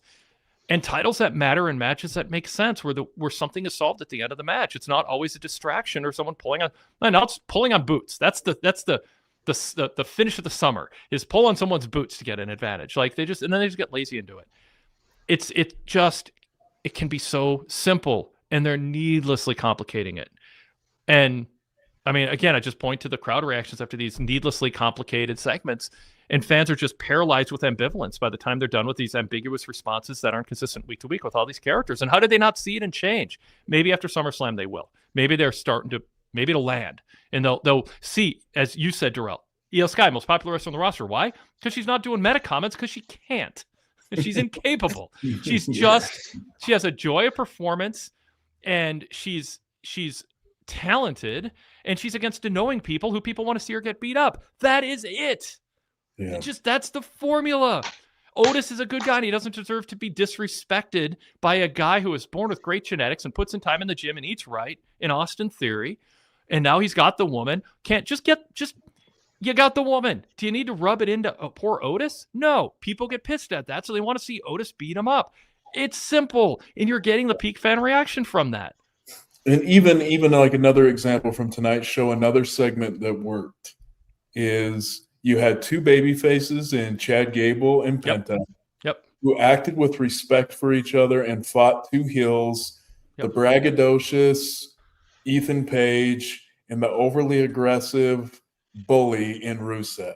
Yep. I just described two easily identified protagonists against two easily identified antagonists. If nobody had ever watched wrestling, when that match started, they would have known who to cheer for and who to boo for. But I want you to change your wording, Derek, because I want us to change your wording. Not who they're supposed to. They naturally would have cheered for someone. They naturally would have booed. And I know it's like, what, Wade, why it's just being persnickety about it. It matters because people are hung up on the notion that wrestling promoters shouldn't tell fans how to feel. And I'm trying to change the language so that our point that we're actually trying to make doesn't get lost in the wording. Promoters aren't telling fans how to respond. Promoters should listen to the fans and then position wrestlers in a way where they naturally cheer for people. I know you disagree with me, Derek. I'm not beating up on you, but I'm looking for that so we correct course on it so our points land without that sort of knee-jerk pushback. And I think the phrase I would use is it should be self-evident. Yes. You shouldn't. They really. If the announcers have to give you a little explanation and help you push you a little over the line, that's fine. Yep. But just by watching, turn the TV off sometimes, and you should be able to identify who's the good guy and who's the bad guy. You want announcers who are consistent in the Constitution, what guides their reactions to things. And Michael Cole should not be praising heels for inserting themselves into a title picture through an illegal attack like he did on Saturday. And it's not only praising. I hate when they give excuses to the heel. Yep. I'm like, the heel has to give their own excuse. Yes. That's what makes them a heel. Yep. The announcer should never give an excuse for a heel. And I do think we're somewhat even past the point of having a heel announcer and a babyface announcer. Yep. I don't think it's needed anymore, especially if your heels are good enough. They just need to go out there and talk and tell us and inform us with the story. Keep us in tune with the story. Keep us in line with the story. They should be the narrators of what we're watching on TV. Call out what we see so we don't feel foolish for watching something and be like, that don't make no sense. Sometimes come out and say that don't make no sense. The announcer should say, and we hear it every once in a while, and I always applaud it. What did that heel prove winning that way? What do you think they proved? Everybody watching knows they weren't the better man, they weren't the better woman, they weren't the better team tonight. Say it. And now you're implying, you're establishing, yes, heels are going to gloat about a victory that wasn't earned in a way that calls for any respect. And that is how most, but not all, heel victories should be when you're facing somebody at your level. Obviously, heels should win clean against people who are a level or two down from them on the roster. That should be a big part of television. You should still care because the moves are cool and you want to see the personalities. You like hope spots, and every once in a while there's an upset. And that's part of, a stripped down, organic, simple formula. Derek? Well, and I think there's a few other things the announcer can do to help in that manner. One, I think Michael Cole is really good too, and Daryl just referred to it, but I'll give you the word for your explanation. They need to provide us with the context of the story because they have to know that this is not everything in our life. Michael Cole actually does a phenomenal job in providing us with context for every story, and he deserves a lot of credit for that because it's one of the things that I think made him a lot better than the AEW announcers that he never got credit for is they don't give context besides passing moments to anything. But Michael Cole's really good with context. But Wade, I think you brought it up really well as in your explanation. There's always been kind of a pushback against a babyface complaining about or making an excuse for when a heel cheats. Like a babyface isn't supposed to complain. Yeah. First of all, I think that's overstated. But second of all, that's the announcer's job. Yep. The announcer Yep. should be the person who gives the excuse to the babyface. And the GM. Yes, because that puts heat on the heel. And everybody who's watching television, the babyface shouldn't have to say, this guy needed 3 guys to interfere and they screwed me and I should have won, because that seems like complaining and people don't like complainers. Yep. But if the announcer says it from a dignified position, it tells you what you're supposed to feel about that. And once again, it's self-evident. You listen to it, it's true. It happened in front of your face. It makes sense to you. And I think you can have both with a tweak. I think the babyface wrestler, instead of complaining, she can just ask the question. So I'll just Braun Breaker, how do you feel about your win? Did you go home? Did you go home and think, hey, I'm better than LA Knight because you beat me with help from 2 people on the outside and a foreign object and attacking me before the bell? Oh, but kind of did that a little bit with the Brock thing with the low blow. He didn't lean into it as hard because they're trying to sell the notion. They want to eat their cake and have it too. They want people to think it's 1-on-1, but they don't want people to think Brock really beat Oba without some heel heat that they're not really leaning into enough. But it was there and it was touched upon. But it's not about complaining. It's about shaming. Just shame the heel. What, you're walking around proud? Yeah. What are you proud of? That's not complaining. That's pointing out to the fans what the fan or showing you're in sync with the fans, which is that heel shouldn't be boasting about a win. They didn't prove anything with that. Yeah, they got a win. You got the winner's purse, you got a title. But what'd you prove? Everybody sees you for the fraud that you are. I mean, how can you go to sleep at night with that win? How can you go to sleep at night? How do you go at home and look at your wife in the eyes knowing that you just did what you just did? Yep. Stuff like that. Yep. Every one of your friends congratulating for that win, in the back of their mind, I just want you to know, I bet almost all those friends are going, you would have lost if you didn't cheat. Just whatever. There's all kinds of creative ways to get under the skin of the heel for celebrating something that they don't deserve. And you can do it without going, oh, the referee screwed up and I should have the win. Like, there's a way to do it and be cool. And fans are like, yeah, that's what I was thinking. Thanks for saying it. But it's not complaining. It's just it's asking questions and pointing stuff out. And you can just see in your mind the heel throwing a fit watching. The heel just throwing a fit watching in back the wrestler point out the obvious. And you can do it in a way that doesn't come across like, yeah, you're whining. Well, Wade, when you said it, I felt ashamed. I was like, ooh. I was side-eyeing, like I can't maintain eye contact with you because what you said was true. All the videos they showed about Seth Rollins, he did everything that you just said the announcer should. He cheated. Yep. But they showing him like he was a conquering hero or something. He cheated. Yep. And my last thing for y'all would be on Seth. Saturday night was one of the worst things I seen him do. And tonight, when he came and he went in and faced Jacob Fatu, I didn't think that did any justice. Because anytime he come on the screen and he give you that cackling laugh and stuff like that, he kills everything for me. That's why I said earlier in the chat that the main event scene right now is done for me, because you telling a story that doesn't work with 2 guys that doesn't work. You will make a person not like the Shield because of the story that you telling. And the Shield was a group that I think majority people like eventually. And you just telling the story in Seth, he don't do it no justice. He come out here tonight, he could have said something about why he did what he did. You attacked him from behind like you was Seth Rollins of the Vision when you was the leader of the Vision. You did all of that. You're amping people up. To a babyface don't come up to another person and goad you into trying to hit me or fight me when the person you already know that they'll probably jump on you anyway if the other person give them the word who already looking heelish. It's like it does no justice in Seth, because for years he's filling out of not having a character. I remember the old Blog Talk days with you, Wade, and I came on when he came out and said, and he turned on, they said he was a babyface because Triple H them turned on him. And I said, that was like one of the worst decisions ever, because now he's showing you now he has no character. His character is the catchphrases and the oh, and that's not a character. That's not something that redeemable. That's not something that a person can get behind and follow. I cheer you, because I like music.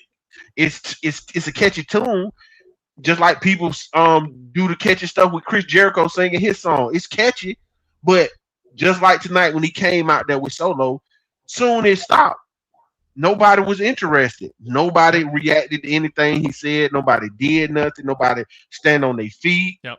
Nothing, none of that. And I'm just, and I can see this going all the way to War Games because they're not telling the story of trying to get you to like the match. They're telling the story of we had Seth Rollins and Roman Reigns playing for SummerSlam, and we got Seth and them playing for War Games, and we're just trying to get to these shows and not telling these stories. Yep. That's what's hurting the main event scene.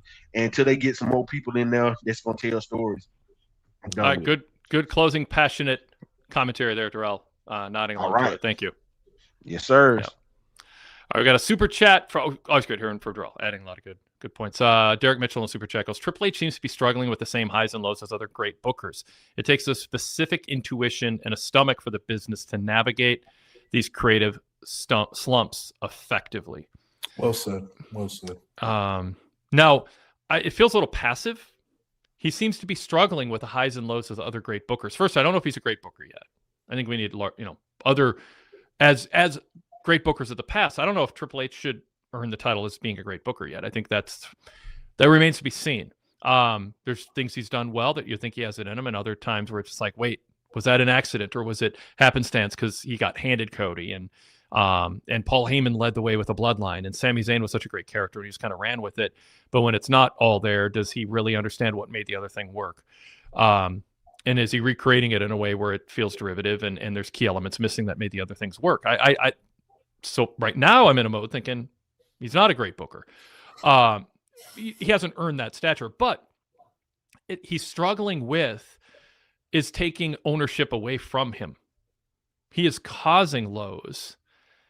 He's walking into walls.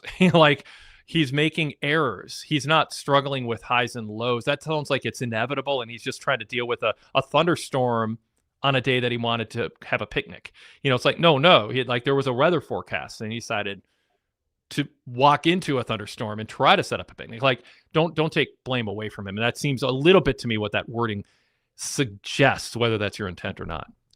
Yeah, you know what? One of the things I really respected about what he said is it was one of the last times he went on one of those post shows when they were booing him. I think it was like last year, but it was right after John Cena lost, and he said, and you wouldn't have liked it because it was meta, but he said, put the weight on my shoulders. It was my responsibility. I made the call. And I think right now, I mean, when we complain about it, it's all Triple H's fault. But then when something goes well, like the bloodline, Paul Heyman gets when the bloodline worked, Paul Heyman gets the credit. Mm-hmm. What if it's Paul Heyman who's writing that storyline right now? I know. And there's a good chance that it probably has a lot of his fingerprints. Yep. So if Paul Heyman's fingerprints were on the bloodline when it was successful, Triple H got to take the credit. Now that it's a failure, he has to take some of the blame. Because I think sometimes we have to remember he's just the guy at the top of the food chain who tries to filter all the ideas. Yeah. Maybe that's the problem right now, is that because of time management, stress of the job, his filter is failing him. And I do think you see that. And I think what you've laid out is we can't conclude he's an awful booker. We can't conclude he's a great booker. We need more information. But I am not gonna put him in the category of he is a great booker who is now struggling with things that are working against his greatness, his inevitable continued greatness. He's got more to prove. And I'll tell you the biggest proof the biggest way he can prove it is if Obafemi works at the level that he can work, that's a cradle to grave project that all came from him. That's a success at the NXT level. That's a success at the recruiting level, and that's a success at the main level. And if that gets to the very tippity top and it takes WWE to a higher business level, he can take victory laps, and everyone should give him his flowers, because that's the hardest thing to do, is take somebody from nothing and build them into your main event star. They did it with John Cena to an extent, and they did it with Brock Lesnar. even Roman Reigns, I think you could see there was a lot more failure than it became before it became successful. So that's going to be the new test for sure. You mentioned John Cena's name. I haven't watched WWE Unreal yet, but I think this is going to be insufferable. Oh, I haven't watched any of it, like any of the episodes. But the thing tonight, like John Cena, just looking, CM Punk made it real, and he made me feel something real. Oh, it's just like it's just such a big eye roll. Cena's just so insufferable, and it's like it implies everything else is fake, but that was a real thing, and it touched me in the heart, and it made me really think about that. It's just everything is just so syrupy and phony. It's the new work, you know. I mean, John Cena's just playing everybody for marks, and he doesn't understand how just to me how obviously transparent it is, and it becomes more insulting when you're trying to do something fake and pretend it's real, and you think you're doing fans a favor by doing something, by saying, well, there's this layer was real and I'm telling you about it, so give me points. It's like it's as fake as everything else, but it's not drawing money. It's just put yourself over. So Wade, it's funny to me because you're really critical of it, and with John Cena, I completely excuse it because anybody who's been a celebrity for more than 5 years, I don't believe anything they say on a television camera. And with politicians, it's worse. So it seems like you're critical just of Cena. I'm critical of everybody who has any level of fame, and I don't trust anytime they're in front of a camera what they're saying comes from the heart. I think John Cena is uniquely syrupy and pretentious and insufferable and insulting in his just preciousness of how real things are. And then when the camera goes cut, that's not there. I mean, I don't buy it for a second. And you say, well, everyone's that way. Nobody's doing it in the way that John Cena is, where he's trying to seem like, I mean, I should say nobody is. Of course, I see it all the time in these documentaries and Unreal. I mean, of course, you're not wrong, but he is the most prominent person. And I guess part of my alarm is I'm not on social media a lot, but every once in a while someone will say, have seen on a podcast and go, I wish more celebrities were like Cena. That was so real. It's like, no, it wasn't. He's a worker. Everything he does is fake. Everything he does is part of the public persona. But what makes it more insulting is it seems like he's laying it on really thick, that he's trying to imply he's not one of those people. This is coming from the heart, folks. You can just tell by the way I'm looking at the camera. This is real. It's like, go away. I can't deal with it. On a high note, says Cavante Smalls, JD bumped his ass off tonight per usual. Derrick Mitchell with a super chat. Thank you, Derrick. Says JD was rocking a pretty sweet Scott Hall Outsiders t-shirt tonight. I was thinking, wow, someone not. What was Jovan Evans in his like away t-shirt gimmick thing with Chief on it? Yeah. I just thought TKO, let us watch wrestling without you trying to eke a little extra money out of some merch thing that you slip in as if it's something organic, and it's really just you trying to get another nickel dime out of everybody. That's why people are upset with all kinds of big corporate and streaming services, and it's a shitification of everything. And to me, like, TKO just is ham-fisted when it comes to how they try to sneak in. Oh, Club WWE, it's for you. No, it's not. It's not for the fans. It's you're trying to have a bragging point at the next quarterly meeting. You found a new way to eke money out of Fanatics Fest. It's just like, Mark in WWE marking out for celebrities, and there are some people in the chat earlier just complaining about the WWE worshiping the celebrities. And I mean, Paul Levesque kind of was like, well, we gave you a good match, and then we had our crossover segment afterwards with Jalen and Kat. And I was like, I have no problem with that. That was smart. I had a problem with the execution. I don't have a problem with conceptually going. We're in MSG. The Knicks just won a championship. We got the two top players on the team willing to play with us, and it gets us headlines for sure. But there's a good way to do it. There's a better way to do it than the way they did. Well, and I looked at that as it wasn't really for me, but it did feel like it was fan service for the people of New York. And obviously it was done for the Sports Center moment as well. But as long as you can say that it was done with the fans in mind, I think you're always going to be in a decent place. And in that case, like the last 25 minutes of that show, the Saturday night's main event, I could have cared less what was going on. But those people in that arena, that seemed special to them. Yeah. And if you bought a ticket and it was special to you, fan service, I don't think you can ever go wrong with trying to give your fans their dollar's worth. My issue is just sacrificing Seth's character to tell a story that isn't really owned by canon 2 days later. You wouldn't even have needed. You didn't need to do the Seth run-in at all. No. In that segment. There's Powder Repeats says celebrity worship is out of control. They care more about Brunson and Brady of the world than they should, or something like that. He didn't quite finish the sentence there, but yeah, indeed. I was going to pull one other comment along those lines up here, but I'm not finding it, so I will bring Sean in, and we'll see what Sean has to say. Sean from Tennessee, Sean Plichta, welcome. Well, Wade, as cool as you are, and I've already said that. Sean, say your last name. Say your last name. Plichta. Plichta. Yes. Okay. It looks like Plichta, but it's just Plichta. It looks like it's like a K instead. I was self-conscious. I was pronouncing it phonetically instead of correctly. Oh, so I right. wanted to. I'm like, the next time I see Sean, I want to make sure I'm not the only one getting it right, but instead I'm the only one getting it wrong. So go ahead, Sean Plichta. Yeah. So I a lot to say, but I'll try to keep it as concise because we are an hour and a half into this thing already.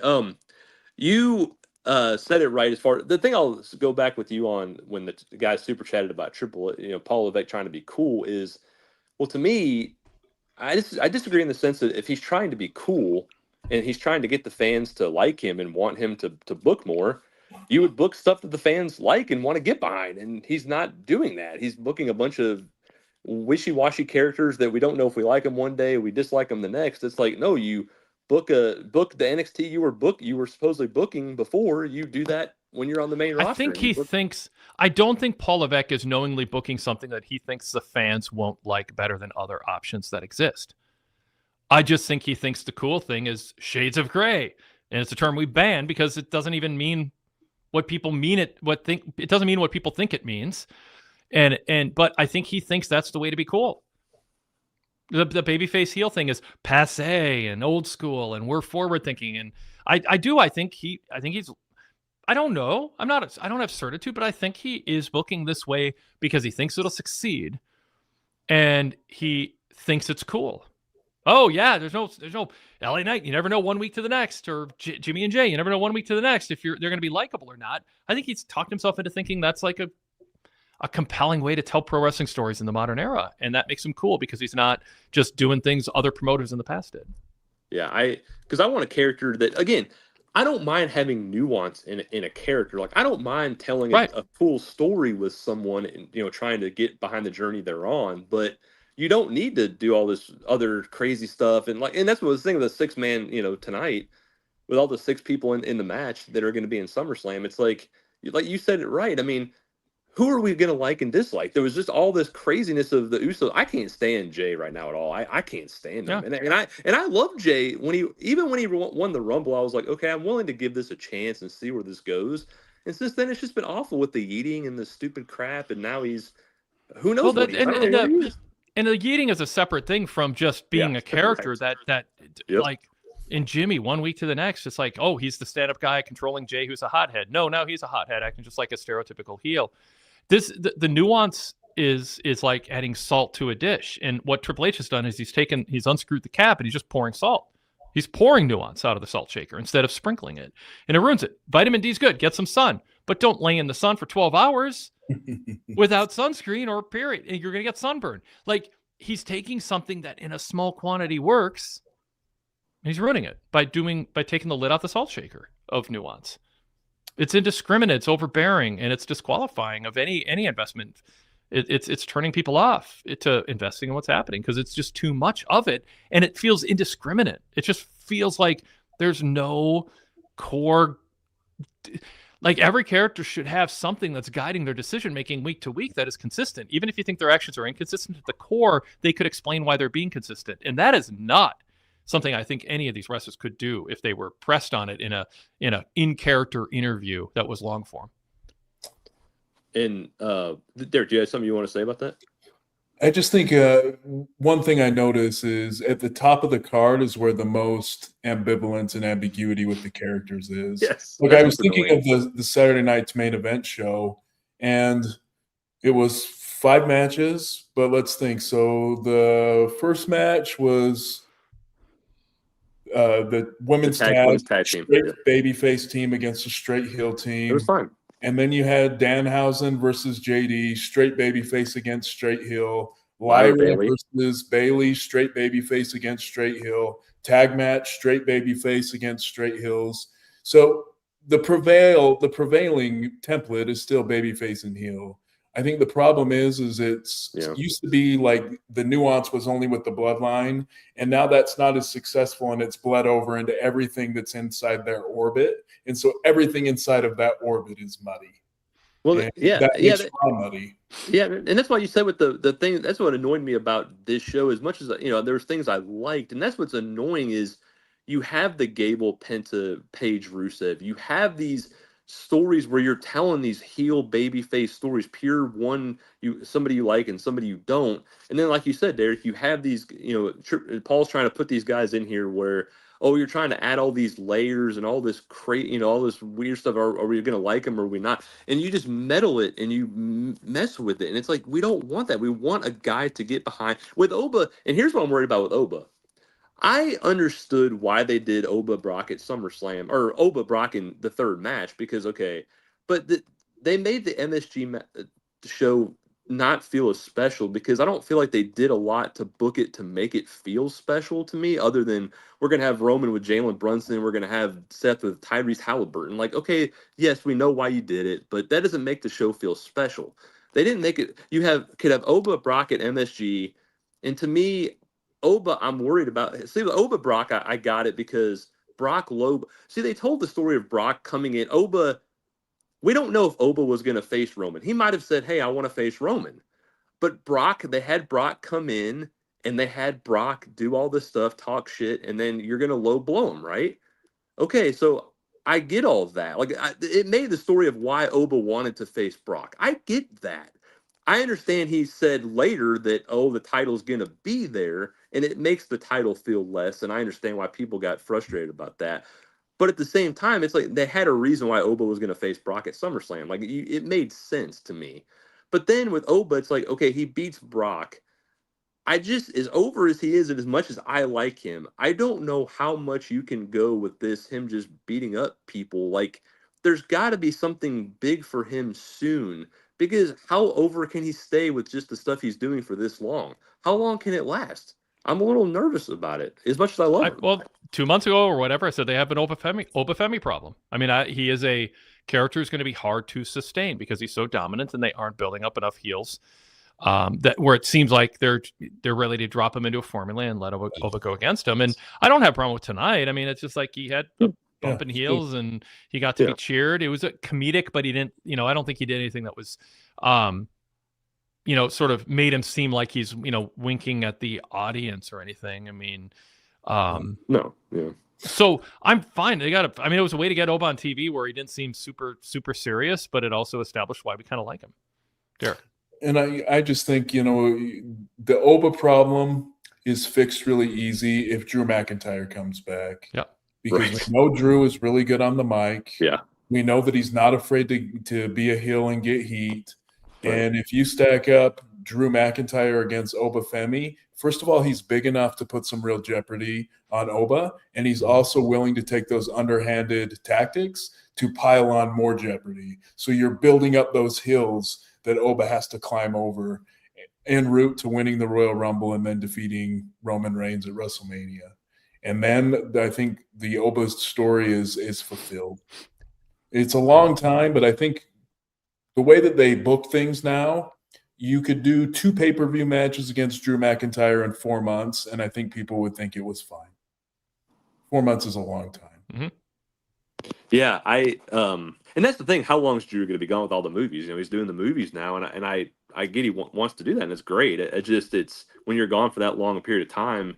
And Drew is always one of those guys I want to get behind, and I want to tell good stories, but I want him to win some matches. I just don't want him to always come back and just lose a bunch of matches either. I mean, he can get his heat back as a heel right now, but how long can he just keep losing where the fans are like, I just don't want to get behind. I can't get with Drew anymore. He just loses all the time. So that worries me a little bit too. Some other things that bothered me about tonight too were, the start of the tag match at the beginning, which was good heat, face heel stuff. But again, at the beginning, the faces attack them at the beginning, and they're like, "Oh yes, what a smart move to attack them at the beginning." No, it's not. They're faces. I'm okay with it this way though. there's a big difference between attacking somebody from behind. A babyface should never attack somebody from behind. If somebody is gloating their way to the ring, though, and you jump over the top rope at them, justified. Completely fine with that. I think the baby faces are showing that they're aggressive and they're not going to stand for the taunting. So I was fine with that, especially young guys. My complaint was not the baby faces attacking. My complaint was the referee rewarding it by calling for the bell as part of a pattern that establishes if you gain an advantage illegally before a bell rings, the referee is just going to not use their power to deter that. Well, I think they did, like, they settled down in the ring, though, and they did break and make the guys go into the corner before they called for the bell. So that was not – I've seen what you're pointing to, Wade, where it's very egregious. This one did not come across as egregious. I can rewatch it, but to make them go to their corners. In real time, I did not think it was separated enough. I thought the heels were still reeling from the pre-match attack, and I would have just have the ref look at Braun or Austin, whoever starting the match, however they want to tell the story, and go, "Are you ready?" And Braun's like, "Yeah, like I'm ready." And then he, just you got to give permission. The wrestler who gets attacked needs to give permission to the ref to start, or they should. And what I would have liked, and again, it's sort of like subverting the silly policy of what they do, is have the referee ask Braun, "Are you ready?" And he goes, "No, I'm still hurt." And then he goes, "How about Austin Theory?" And Austin Theory's, "No, time out. We need to recover. Go to ringside. That's your chance to take an early commercial or have the announcers go, they're milking this. They're milking this. They're ready to go." And they went to whatever. You could make your case, Derrick. The announcer can say they were out there peacocking at ringside. They asked for it, and now they're milking the moment afterwards. Like, put the heat on the heels. And have but instead the ref just goes, kind of looks at them, they're separated, call for the bell. The moves that the baby faces did should be sold. That should matter. That should not. That's an unfair. If the outcome of a match matters and the playing field's supposed to be even, the wrestlers attack beforehand. One should be selling the moves that they're going to be selling in the match itself longer than, well, they got separated into their own corners and the ref goes, "We have a show to produce, so let's just ring the bell." Yeah. Yeah, it can be tweaked. I mean, again, I'm not asking for a lot. Just, "Braun, you ready?" And Braun goes, "Yeah, I'm ready. I'm going to kick their ass." And then boom, you just then Javon drop kicks him and we're off to the races. It's easy to. It's like the breaking up of pins. It's easy to fix. I'm not asking for hard stuff. I'm just saying don't have bad habits that you repeat needlessly. Sean. Yeah, another. Well, going back to Seth, I wanted to just bring that up because I talked about it last week about how when Seth.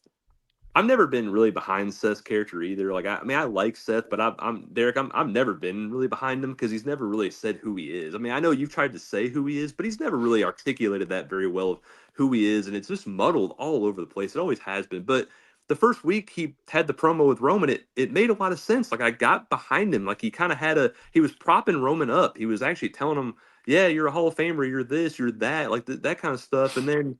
The next week he just goes into the meta, and then now it's just like, who cares? Like, I don't care about this match anymore, and they're not doing anything to make me invest in it anymore. And that's what's bothered me about Seth just as a whole, because as a in-ring worker, yes, he's one of the best out there, but as far as storytelling and character work, he's not up there, and he's anywhere near the top. And it bums me out because he has in-ring talent. So I wish the rest would go along with it. But with the women, again, I've liked Liv's heel character to an extent.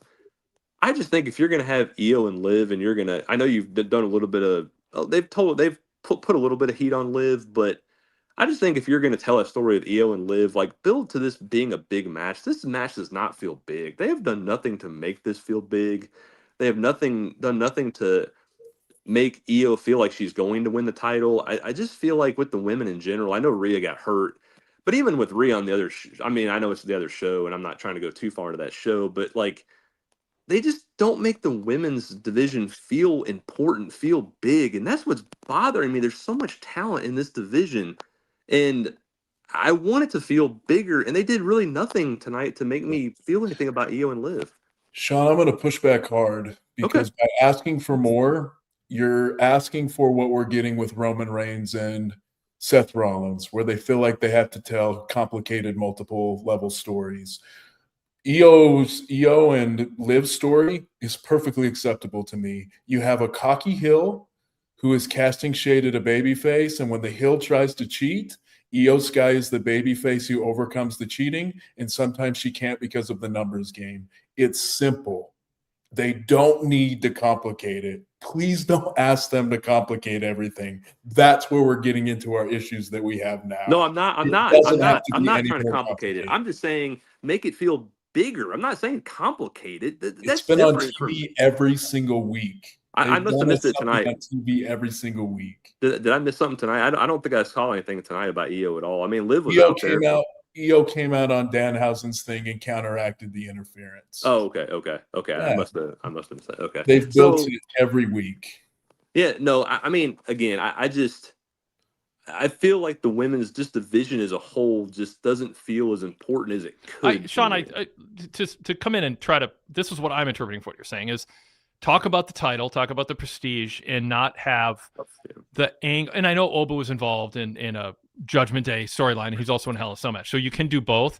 But I think the feeling is Liv and Io just sort of feels like, oh, it's Io's coming out as part of a mid-card haha storyline, as opposed to building up the prestige of the women's title. That's how I interpret what Sean was saying, Derrick. Not that they're not hyping it, even like consistently, even regardless of this week, they have been. But it's more like talk about how important it is for the women's division to have somebody as good as Io representing it, as opposed to somebody like Liv, who is X, Y, and Z that plays into what she's doing to get heel heat. Instead, it just sort of feels like a grudge match where there happens to be a belt. Yeah, and you're trying to make Io. An argument against Io is, oh, she can't cut a promo, but make her like she's a likable person. Make her want to feel how big the title is and how much she wants to win it. And they just don't. They don't do that. They don't want to be bothered with it. They just like, oh, this is a little story they're telling. Like, oh, it's fine. We're gonna care. And that's just I don't care as much as I could. What else, Sean? I think that's pretty much it. I we'll see where they go. The one thing I will say is I think Punk and Cody can be solved. I think they're going somewhere with it. I'm waiting to see it play out, but I think I have a little bit more hope. But if they bum me out after SummerSlam, then I'll be bummed, I guess. We'll see where they go from there. But I appreciate always being on with you guys, and I'll get in the chat for the rest of the show. Awesome. Thanks, Sean.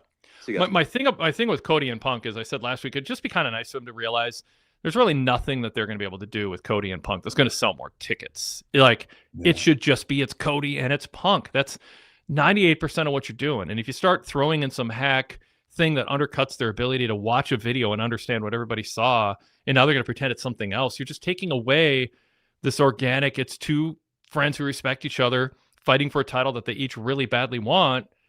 And it's like, have them be the thing that stands out by not just going to some hack face palm at some obligatory kickoff show where it's like, oh, we have to blow this thing out of proportion, where now you just think neither guy has good judgment. They hurt them. They're trying to create heat for the match, but they're hurting each of their characters in the process. All I need to see from them to make it important enough for me is they can stand face to face in the ring. CM Punk can tell everybody why the title is so important to him. Yep. And how at this stage of his career, it's validation for everything he's done and every decision he's made. And then Cody Rhodes can grab the mic and say, well, finishing his journey was only chapter 1, and this is the second book, which is more important. Yep. Because getting to the top is one thing, staying on top is rare air for wrestlers. And if they do that in an articulate manner, staring eye to eye, I'm going to feel that the title match is very important, and that's all I need to feel. Yep. Standard deviation in the chat says, as someone who's been watching the women's division somewhat casually for a couple of months now, I'm pretty excited for Io versus Liv because it's logical and easy to follow without paying attention. That's how I feel about it. And I didn't mean if I jumped on Sean, if I jumped on you, I'm sorry. But I think we got to be cautious about that as wrestling fans, is asking for more, because I think we're asking for it and then we get it and we complain about it. I don't need it complicated. I think you just want it to feel like this is somewhere in the vicinity of a really important singles men's title match. Mm. And that's the part that, and again, you can just serve that through announcing. Like, just have Michael Coco, this Liv Morgan Reigns driving me nuts. It just, there's something about the, Io Sky on what, I don't want to cut Michael Cole's promo form, but endorse the babyface who fights with honor and is really talented over this obnoxious person who's just sticking her nose in everybody's business and all that. And then Corey Graves can push back as a heel announcer and Cole can laugh at him. I mean, just something where you're putting a little bit more of the focus on on the championship and that this match feels important. Yeah. All right. Standard Deviation, speaking of, emailed. He said, are celebrities still celebrities? In a TKO earnings report, Mark Shapiro defended celebrity involvement at WrestleMania 42 by drawing attention to WWE's long history of leveraging people's fascination with celebrities in order to lure them into sampling the show. The argument was that celebrity involvement has long been a proven formula for WWE. I would argue that the terms of that formula have changed. The meaning of a celebrity in 2026 is very different than the meaning of a celebrity in 1984. Since it's no longer 1984, how applicable is this celebrity formula to a modern WWE that exists somewhere along the long, thin tail of entertainment? Thanks for the high-quality content. Everyone go VIP. Thank you. PWTorchVIPinfo.com. That's it.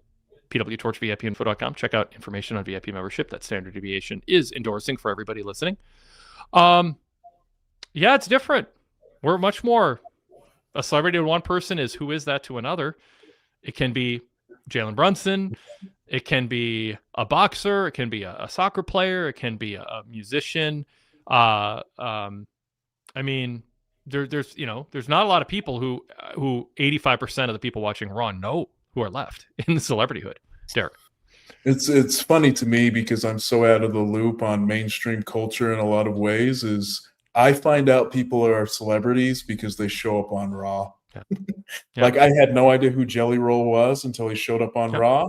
And then this is how I assess if they're a real celebrity.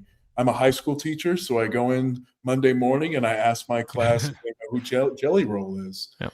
And when most of my class says, yeah, they know he's the fat country singer, and that's how they describe him, I'm like, oh, he must be a celebrity. Bad Bunny, I had no idea who Bad Bunny was until he put up on my wrestling show. Yep.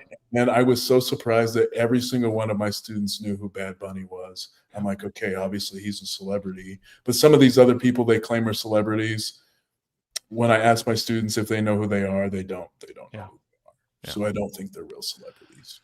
I think WWE also is in a different place in pop culture than they were in 1984 too. Yeah. I mean, you have Super Bowl winners putting WWE replica title belts in the Super Bowl parade or a championship parade. Yeah. Celebrity athletes especially, but celebrities in general are kind of like, ooh, WWE, I like that.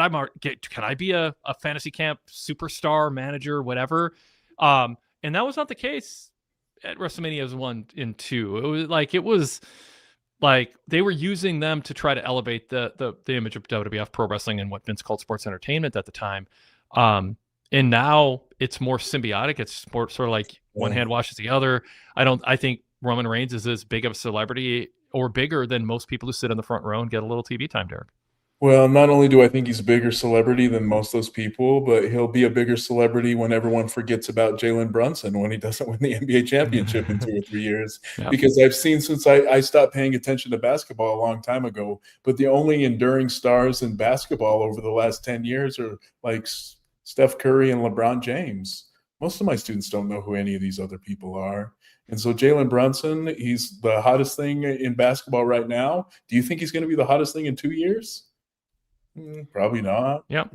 No one will know who he is. And so then you'll wonder, you'll watch Saturday night's main event on tape and go, why are they making a parade for this random guy who's standing in the ring with Roman Reigns in sunglasses? Okay. Yeah. Another super chat from Derrick. Oddly,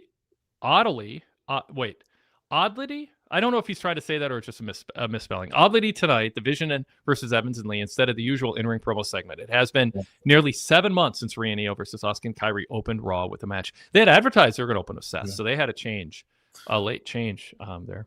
And that's one thing I'll point to, though, and I'm glad that Derrick brought it up, is one thing that I think that has lessened the enthusiasm behind WWE is there's a staleness and a predictability in their show templates. And I think they could change that up a lot, and it would make those shows feel a lot more alive. And just starting with a hot tag match, which is what they did tonight, I thought made the first hour of the show feel a lot different. Like the entire hour felt a lot less predictable and a lot more faster moving. Javon Evans gave youth, enthusiasm, and joy and excitement to that opening segment too. I mean, that was just relentless energy. What'd you think of his performance through a wrestler's eye? Great. In fact, but because, I hear Todd Martin bash on the guy so much, I have to come to his defense. Austin Theory is just a bumping, selling, moving champion. Like, we'll talk about that first section of the match as being like Javon Evans energy. Watch Austin Theory sell his moves. Yeah. He sells the move, he goes right to the corner for the next move. He sells the move, he goes right to the outside of the floor for the dive. He sells the drop kick, gets right back in place. And he did this, which is perfect, that most people will completely miss. Look, Javon Evans does the dive on the outside, jumps over the barricade on Braun. Austin Theory's already in the ring. And right when Austin Theory turns around, Javon is already midair to take the bump. Excellent timing. And it just makes that flow of the match feel so much more energetic. And if someone's not as good as him, they turn around and they sit there and they wait. And you watch the camera completely cut to the other side so they don't see the person waiting to take the move, not doing anything. That's the difference between a pro who knows what they're doing and someone who's still learning. And so Austin Theory is way better than he gets credit for. So I'll give him credit.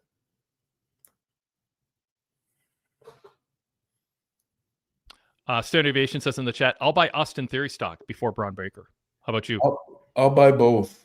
In fact, I think Braun Breaker, I still expect him to break out. In fact, I'll say this way. I think one really successful night of television could make Braun Breaker a very successful top level of the card. Especially if, like, you remember, like, during the Attitude Era where a show would have a theme, and then that theme would play out in threads throughout the show. And by the end of the show, it was really only about one thing. If they took an entire show and dedicated it to Braun Breaker, he comes out at the beginning, beats up some baby faces. He's backstage, he beats up somebody else. He beats somebody else up and challenges him to a title match, and he won the championship. I think everybody would buy him as a main event heel in one night, and he would be the talk of the wrestling industry. They just have to, if you're going to do it, go hard and do it. Pile Driver Pete says, on a positive note, I like the opening match. Kavanti Smalls says, for my wrestling historians out there, Triple H's creative era has lasted almost as long as the entirety of the Attitude Era. Hey. Yeah, interesting. So he's better than Vince Russo. He gets the win. Let's see. So what do you think about this prediction? We're talking about Punk and Cody.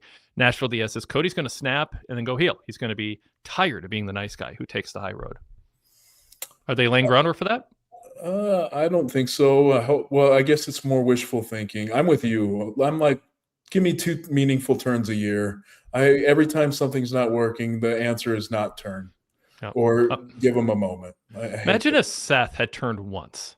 Exactly. Once. He started as a heel, went babyface the right way, and that's it. I mean, it would just be like you would have that card to play of him turning heel again, or you'd have the card to play if somebody was a constitution guiding them who you believe in and is consistent and isn't just, going with the direction the wind is blowing or, where the need is. I'll even give you the month it should have happened, and it should have happened. He came back at Money in the Bank, Extreme Rules 2016. And that's when he came in at the end. And after his layoff from his knee injury, where he had to relinquish the title for the first time. Mm-hmm. And like one of the emailers or commenters mentioned, instead of going straight babyface, they had this like 3 or 4 weeks of ambiguity where he was mad because Triple H didn't like him anymore. And it just killed his chances of being a top level babyface. Yep. Just a totally selfish move by Paul Levesque. He had to know what he was doing. Or if he did, maybe he didn't. Maybe we're learning he didn't even understand why that was bad. Well, because I just watched the match recently when I was doing my article about Money in the Bank 2016, which was the very next month. Yeah. The reason they didn't go all in is because they didn't want people to boo Roman Reigns, because that's who faced Seth Rollins at the Money in the Bank. So it was to protect Roman Reigns that they didn't go all in for a babyface Seth Rollins face turn. And so I can see why Seth probably does have a lot of hidden resentment towards that. Paul Purvis, 2926, goes, Punk acting like Cody, followed him back to his hotel and asked for a selfie. The palm face. Well, okay. Yeah, yeah. The kickoff show Punk he's saying is reminiscent of elevator lobby Punk. That kind of thing. All right. Let's see. Safik says, I think the crux of it is that this is a company run by Paul Levesque, Nick Khan, Ari Emanuel. They seem incredibly unlikable, and I don't think they have the self-awareness to know that about themselves. One way I compare it now in the modern day American wrestling landscape is you have one wrestling company where all they care about is money, and that's WWE. And you have the other wrestling company that doesn't have to care at all about money. They're run by a billionaire's kid. So he doesn't have to care about money at all. They could, lose money for years and still be fine.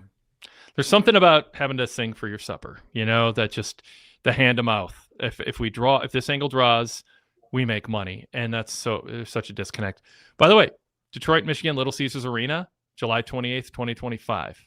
Year ago, 14,526.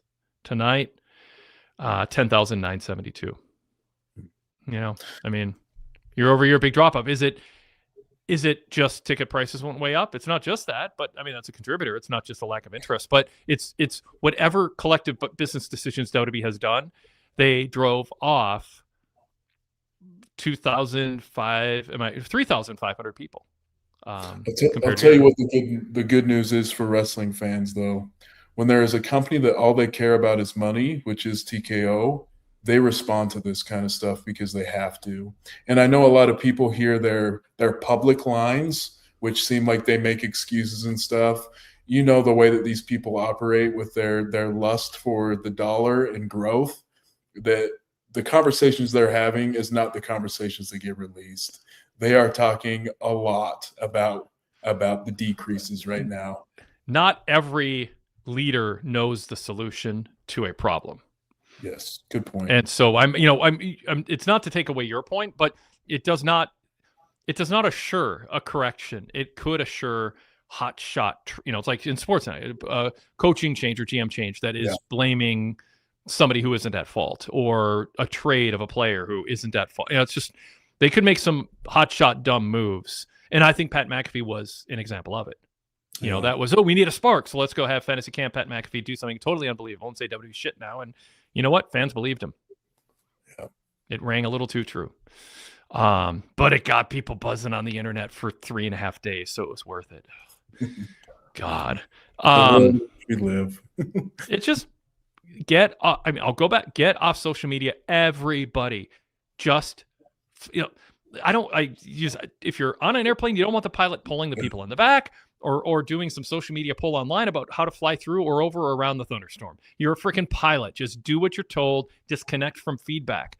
The live audience is your feedback, not social media. Listen to the crowd, but also differentiate between communal chants and an emotional buy-in to what's happening. And look at that data that you just presented on your ticket sales. I think that's an indicator right in front of your face. Is that your enthusiasm is not matching the cost that you're putting on tickets.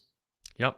And the July 3rd SmackDown, we don't have super up-to-date numbers, but it did 1,064,000, or that was it July 10th? Let me, I'm looking at my spreadsheet wrong. I won't go there. Just the drop in June average versus April average this year, and just going back to that. Because the 4 episodes in April a year ago was 1.44 million viewers. In June, the average viewership was no, I'm sorry, I'm not saying this clearly. It's so hard when I'm trying to present numbers and make them clear. But a year ago, the April numbers were 1.617. This year, 1.442. But the drop off this year, April versus June, is 311,000 compared to 167,000 a year ago. That's the key stat I was looking for. So they're down twice as much as they were a year ago. But as a caveat, it was World Cup, so we'll see how much of that was that. Standard Deviation says the NBA guy at Saturday Night's Main Event walked past the Triple H poster on the wall, seemingly oblivious to who it was, only to then recognize the Danhausen poster next to him. Speaking of celebrities, Chad Gable, Nashville DS says Gable was a great example. Kind of dead on the intro, mostly because the song sucks, and big pop at the end of the match because he won the crowd over. And then the song came on again. He's trying so hard to get fans to clap over their head and chant Gable, and it's still sad.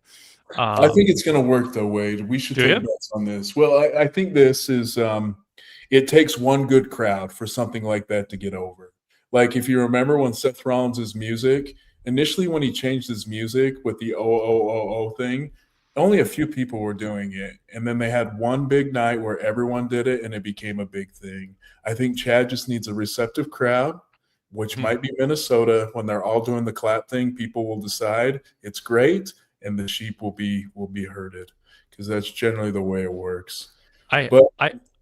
Go ahead. Sorry. I've taken the stand that nobody in Minnesota cares any more about Gable than anyone in any other city. We'll find out if I'm right or wrong. Well, and two, like we say, the way the commenter presented it, it's like he was over by the end of the match. That's because he worked really well during the match. Yep. And when he had his hot tag, he hits a few moves. He hits that big belly-to-belly suplex over Rusev, and then he pops up and he's got crazy babyface fire. And it didn't come across like, let me find the hard cam and do my pose. It came across as like when an NFL player sacks the quarterback and pops up and goes crazy. Yep. That's the kind of jubilation you want. And what do fans do? They come alive for that stuff because it's contagious enthusiasm that shows up in the ring and it transfers to the crowd. If you have that, you can do it a few times a match, you're going to get over. And I think it doesn't feel like a performance for the sake of getting a pop. It feels like fans buy into the idea that you're really excited about what you just pulled off, and they want to join you in the celebration. And I'll show you a perfect example of a difference is Tiffany Stratton was wrestling a match a few weeks ago. I forget who it was. And you could tell it was her point where she was going to do her Tiffy time taunting stuff. And she just turns away from her opponent, turns towards the hard cam and does her pose, and people are like, yeah, Tiffy time. There was no authenticity to it at all. It was completely planned. And even if Chad Gable's thing was, I'm going to hit the belly to belly and I'm going to pop up and I'm going to fire up, even if he planned it, it came across like it was organic and he was caught in the moment. And if he's caught in the moment, that's a moment the fans want to share with the wrestler. Yep. That's the magic of being a babyface. Go to John Cena for some chat comments, maybe to end the show here. Rude Dog says, good to hear from you, Rude Dog. I'm just waiting for skeletons to come out of John Cena's closet. There's got to be some explanation for how odd this man is. He's a robot. Cena acted. Yeah, go ahead. I shouldn't mention that. Well, I don't think it matters if I mention it. But a guy who I used to train with, wrestling guy, his name's Tom Howard. You might have heard of him. He was in UPW, did Japan. Good friend of mine for years, still talk to him. But he was one of John Cena's trainers in UPW. He's on those old UPW, like How to Be a Pro Wrestler tapes. So I asked Tom a few times, I'm like, so John, how's John? Everybody who's ever known John, another guy I know, his name's Navajo Warrior, works on the video games. They don't have a bad thing to say about him.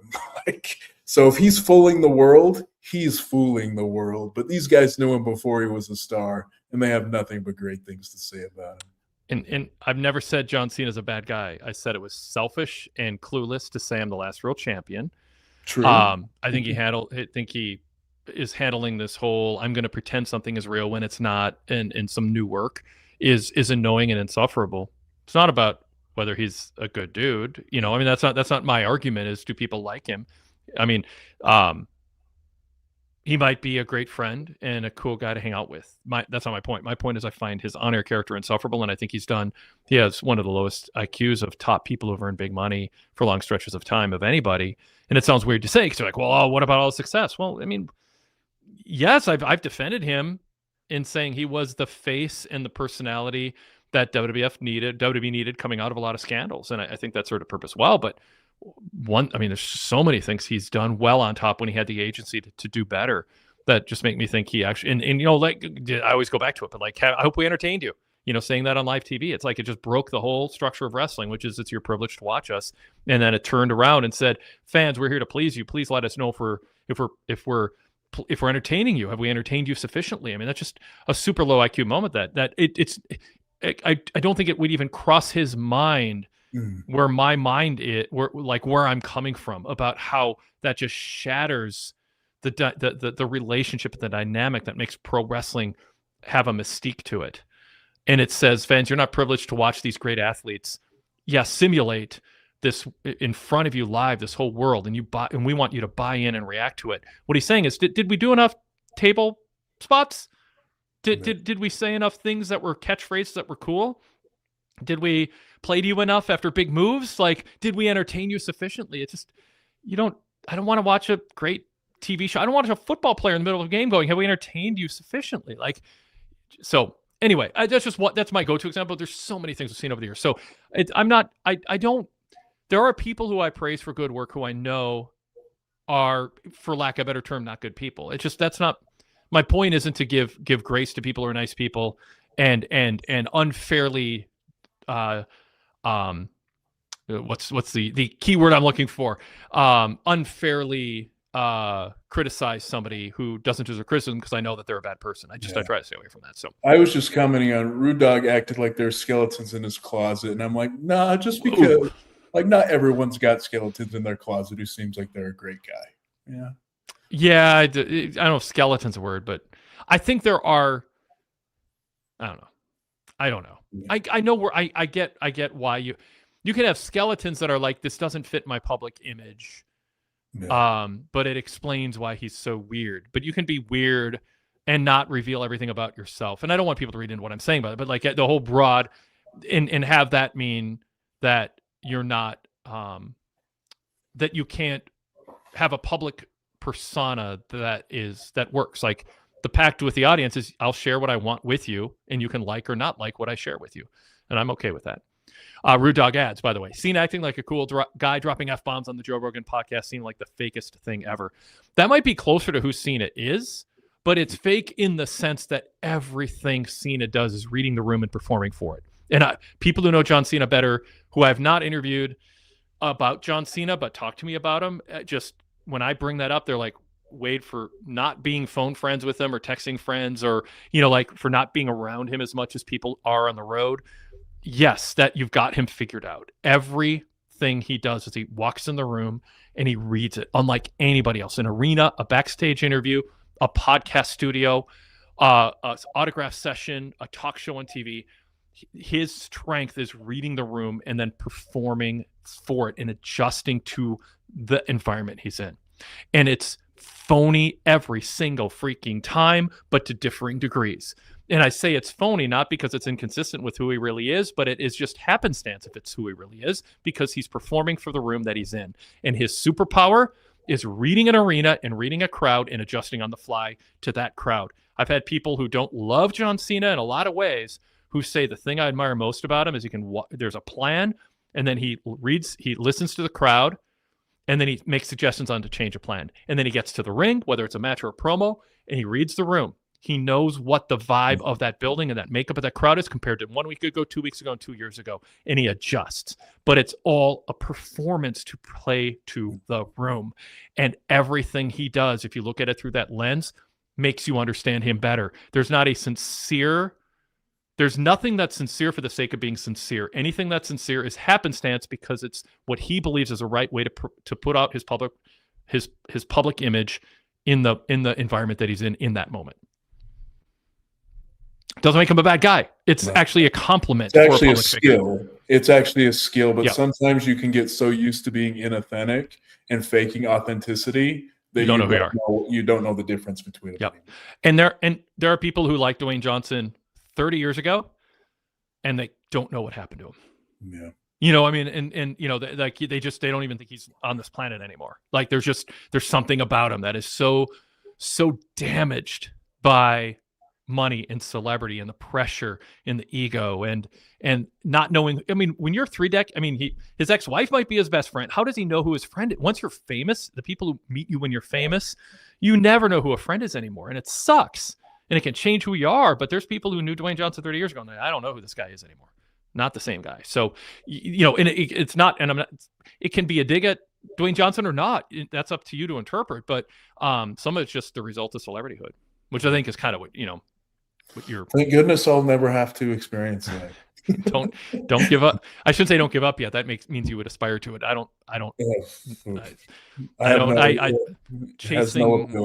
Has no appeal to me at all. Yeah. The people of life figured out are the ones who aren't chasing ephemeral stranger approval in their time on this planet. Being the same everywhere you go, no matter what, and knowing it's your true self there's nothing more comfortable nothing more comforting than knowing who you are and being okay with it. All right, we have a late guest. Derrick, can you stick around for a minute? We have an on-site correspondent. You okay? Okay. Yeah. So let's bring Denny on. Denny, thanks for calling. Yeah, we've been on the air over 2 hours, but you were at the show tonight. You got to eavesdrop on our conversation here. Yeah, I mean, I'm sorry. Like I joined a while ago, but for some reason my recording settings didn't let you see me for some reason, and I just realized it. And then like, so I've actually been sitting here for like an hour, like, oh, wonder when Wade's going to get me. That's 100% my fault. I'm sorry, man. Yeah, man. Like it was. I'll get with the good. I like to be a positive person, Wade. I know you are. You know, mostly your criticisms are fair. The Javon Evans and Dragon Lee was just awesome at the beginning of the show. It was a great way to kick it off. Like those guys are so much fun. And you guys hit the nail on the head. You know, the heels played the heels. They got the heat on. The baby faces came back. You really wanted to see them pull it off. And you know, man, like how athletic those guys are. I've seen them on TV. I've seen Javon Evans live a couple of times. I was at WrestleMania for the ladder match. He's just so much more incredible in person than TV could ever even capture. Love that guy. Love the babyface part of it. But I'm sitting there going, I'm watching as the show's progressing. We're 2 weeks away from a major pay-per-view. We are in what I consider it a major market. You know, it's not LA or Chicago or New York, but Detroit's up there. Detroit's right, sure. You know, in that second. And we don't get Roman Reigns, we don't get Brock Lesnar. When the show was originally advertised, CM Punk was advertised for it, and obviously, you know, he got moved to SmackDown and isn't on it. I just really felt like this show lacked true star power. And I was very confused by it. And you know, the best things that we got, I felt tonight were the tag match at the beginning. I thought Paul Heyman's promo was very, very good. But we couldn't even get Paul Heyman live in front of the crowd. Like, you know, like I just felt like for especially for a major market like Detroit, I felt like they under delivered to the point where they might lose 5,000 more fans next year when they come back. When EO came out, that was a great pop. You know, like she was just over. Danhausen was over with the crowd. Danhausen's from the Detroit area too. I'm not, you know, sure if that was touched on or not, but I think that's one of the reasons this felt like a very Danhausen heavy show. It felt like a B show lineup of talent, and you know, 2 weeks out.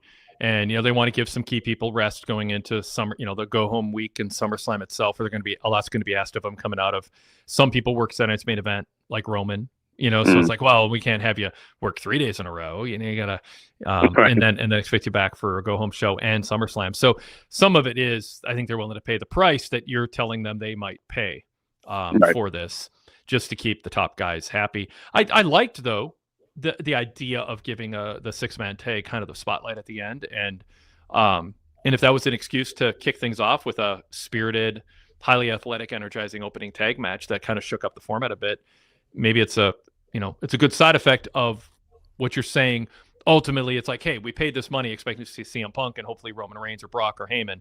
We didn't get any of that. I get that, but at least there was a couple things that might have gotten knocked off the format sheet if they were around that you liked. Yeah. And I'll say, like, and the theme of the post show has been, you know, who do I cheer, who do I boo? I feel like, and the Usos are definitely leaning harder into the heel stuff. And I'll say, like, you know, I don't know if this is something that you guys caught on the broadcast or not. Because I think I saw the sign off thing before this happened, but the crowd was chanting at Jay. They wanted him to run it back. They wanted to yeet with Jay, and Jay kind of waved him off like, nah, I ain't, you know, and then walked to the back. I mean, like, in the past, especially in the babyface, when they're off of air and they have, you know, no time constraints anymore, the babyfaces would stick around and send the crowd home happy. But Jay didn't seem very interested in being a babyface at all tonight, and yeeting with the crowd before sending us home. So that might tell you a little more about where they're going with the Usos. But yeah, that was definitely something that I noticed being in the live crowd. Interesting, yeah. Derrick, do you want to ask Danny a question about his live experience? Yeah, so mostly about that last 6-man scuffle between all those guys. Could you tell who was greeted as a babyface the most out of the 6? Probably LA Knight. I felt like Royce Keys' pop should have been bigger.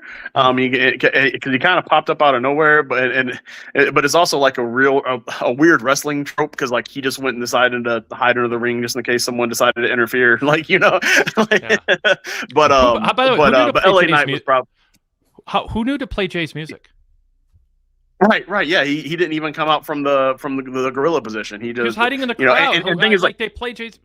Was Jay taking a nap and then he heard his music? He goes, "Oh, I better interfere." Like that makes no sense. And they don't care about that stuff, but they should. And the funny thing is, like Jimmy came out from Gorilla and had no music.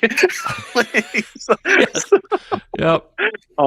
But yeah, to answer your question, LA Knight was probably the biggest out of the 6. But he's the only one that you kind of know. Like, all right, he's the clear cut babyface. Everyone else is kind of like, well, I don't know what it is. And I heard what you guys said. Like, he did kind of dig at Roman, who was maybe a babyface, probably a babyface. Like that. It's kind of creating too much ambiguous going on. We talked about fans buying in to just what makes pro wrestling. They like Io Sky just because seems nice and enthusiastic and a stand-up person who's also mega talented. They bought into Chad Gable by the end of the match more than at the beginning for his entrance. And especially the opening tag. People are like, Javon, wow, this is amazing. Go. Once you get to the top 40% of the card, I just watch these wrestlers like barking at each other. And then when they stop, the crowd just like, yeah, what do you want from us? You guys just argued. We don't like either of you. Nothing you said made us emotionally care for or against either of you. You're just bickering. Like, did you feel that at times with some of the stuff that they were doing? I know it's a very leading question, but answer it genuinely. It just felt like there were moments where the two wrestlers were done talking, and until music played, there was no just emotional reaction to it. I'll tell you that was 100% how I felt, and I'll give you an example with when Seth and Jacob Fatu. After Seth kicked him in the face, I was just like, all right, like were we supposed to cheer for that? Were we supposed to cheer or were we supposed to boo? Compared to Saturday night. Yes, because Seth was very, very much played a heel role, and we understand why he played the heel role because it was in Madison Square Garden, and he brought out Tyrese Halliburton, and but when Jacob Fatu came out, I don't feel like that segment did anything to make me want to see Seth Rollins and Roman Reigns, and like I said, for it to be a market and us to not get Roman Reigns, for us to not get Brock Lesnar. The two biggest matches on the card from the Raw standpoint didn't get moved forward. I mean, I will say it got moved forward a little bit with Heyman's promo, but I feel like that could have been better if Heyman was there live, But yeah, to answer your question, that's how you put it perfectly encapsulated how I felt with Seth and Jacob Fatu. And these are two guys that I like, are super talented, I look forward to seeing.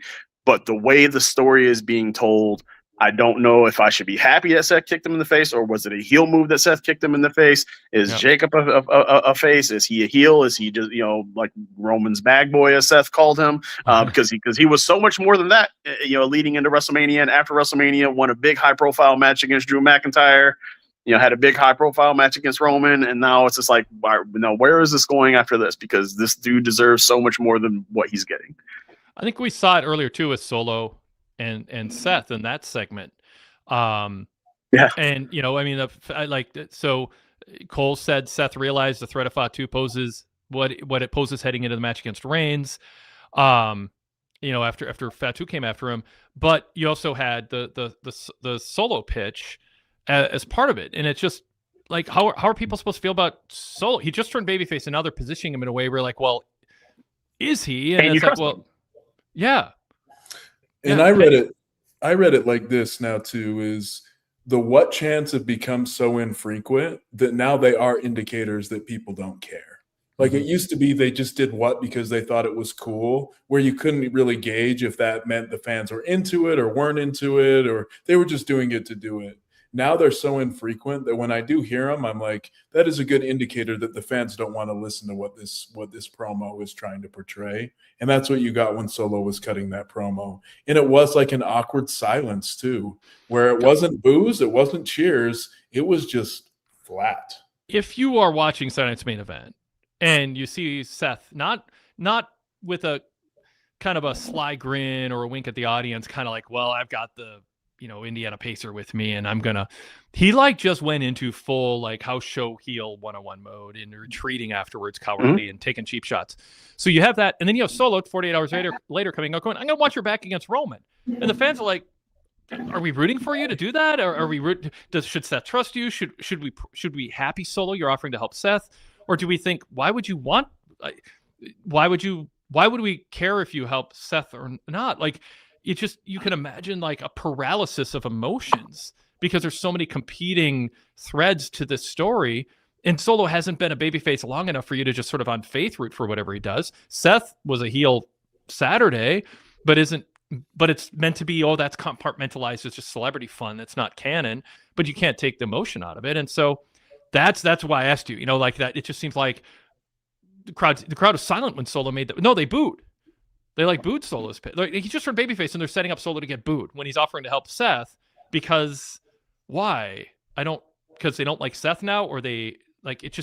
It's such a mess, Denny. Go ahead, Derrick. Oh, 100% agreed. Yeah, Derrick, are you gonna jump in? I just thought it was an extra layer that was completely unnecessary to the story. Yeah, they're doing so much because of something they plan to do in September, and it's wrecking what they're doing now. And I'm not saying it'll be good in September, but that's like they're booking backwards from October and September and throwing stuff in that's just muddying everything up in the meantime. Denny, since we did run so long, you've been a whole long time and it's late. I'll kind of throw to you. Just give us anything else, live observations you have.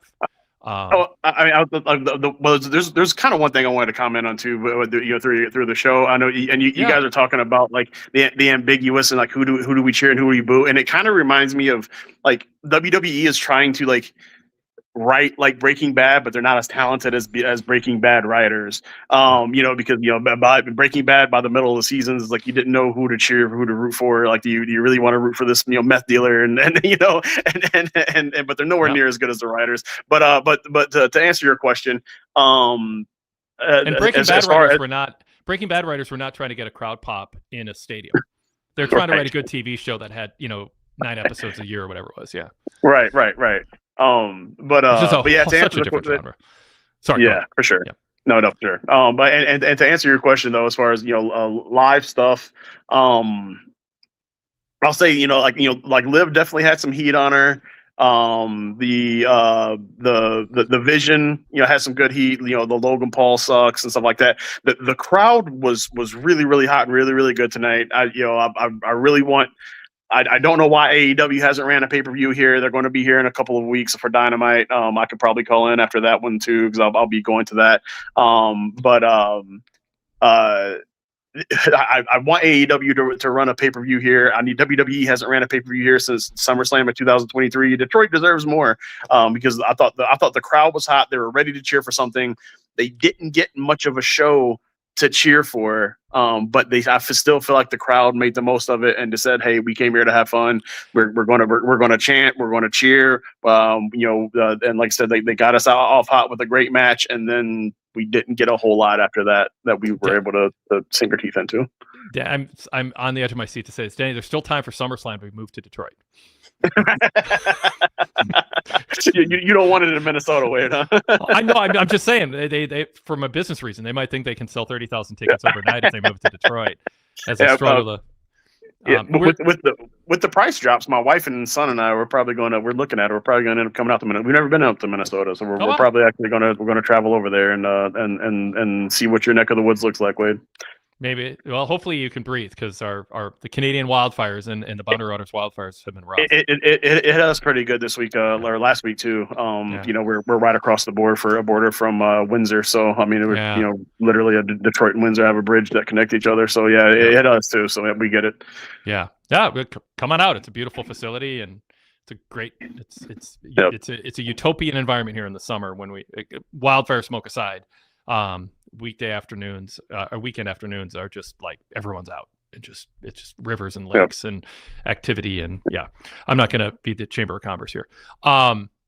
Were ticket prices more expensive this year than last time they were in Detroit a year ago, last summer, that you know of? I think not. I think they were a little cheaper. I honestly I don't remember what I paid the last time that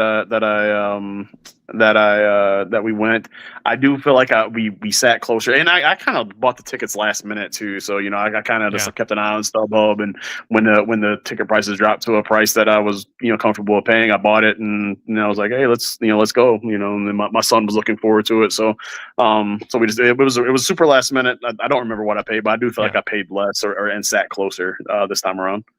My final question for you is based on tonight, just thinking of nothing else other than you just went to a wrestling show tonight. Do you think if you hadn't seen any wrestling for years and years and years, or never went to a wrestling show before, you could listen to the crowd and go, I know what kind of stories they should be telling, what kind of how characters should be presented, and I know what works in a pro wrestling formula, and it's all the bottom 60% of the card and the bottom 2/3. And the top 1/3 you would judge from being at the show tonight and looking at crowd reactions. You'd be like, I don't know why all the top paid guys are part of things that make no sense and get no crowd reaction, leave everybody ambivalent in the end. But there's a formula for pro wrestling that works in 2026, and we saw it with Austin Theory's bumps and JD McDonough's bumps and Javon Evans being the baby face. Yes, and on the flip side, Io Sky, Javon Evans, that works, and that's what I've been saying for years and years and years. There are. We can be cynical about it, but I think people want to cheer for people who they think are good people, who do good things and stand for something. And they don't have to be lame and uncool to do that. But tonight, I just feel like you're the perfect guy to talk to today. Yeah. The bottom 2/3 of the wrestlers were the ones who were doing a formula that actually works in 2026. And the other top third of wrestlers were involved in muck that people were not buying in or emotionally invested in, other than singing the songs.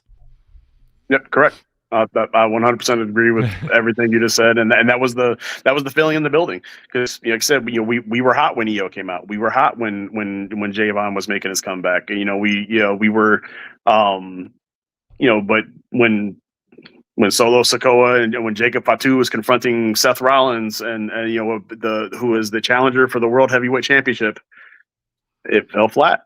In my opinion, and I felt like it fell flat in the beginning, in the building too. I'm sure it felt flat, coming across on television, but in the building we were just like, all right, what do we do? Like, it just, that's a spot on analysis as usual, Wade.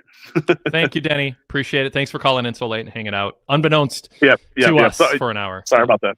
No, that's amazing. Yeah, for sure. I'll definitely I'll reach out to you, because I'm for sure going to Dynamite and next Wednesday, I believe, they're in Detroit. Love to have you on again. All right, brother. Yeah, great. Thanks, Daddy. I'll see you guys. All right, Derrick, any closing words from you? We got long here. Yeah, final wish list is, I think after SummerSlam, especially with the lagging ticket sales, it's a good chance to correct course on some things. Mm-hmm. And I think there's been way too many guys. We've talked a lot about people going on journeys. There's way too many guys and gals on the roster who have been on a treadmill for way too long, where they're on TV every week, but they're not going anywhere. Yep. And so in the next 6 months, what I really want to see is I want Judgment Day to finally break up. And then I think you have a lot different pieces that you could play with. And that could be Dom's going someplace different, Liv's going someplace different, Raquel's going someplace different. Get them on a journey, make them go somewhere. I think, and our caller Denny, the live attendance perspective, Javon should go on a journey, because there's nothing more rewarding than seeing cradle to grave a wrestler arrive on the roster and get to the top. Or at least go through the steps. That's what makes them your guy. And I think, especially, we're 40 years old. I'm 41. How old are you, Wade? If you don't I'm in my 50s.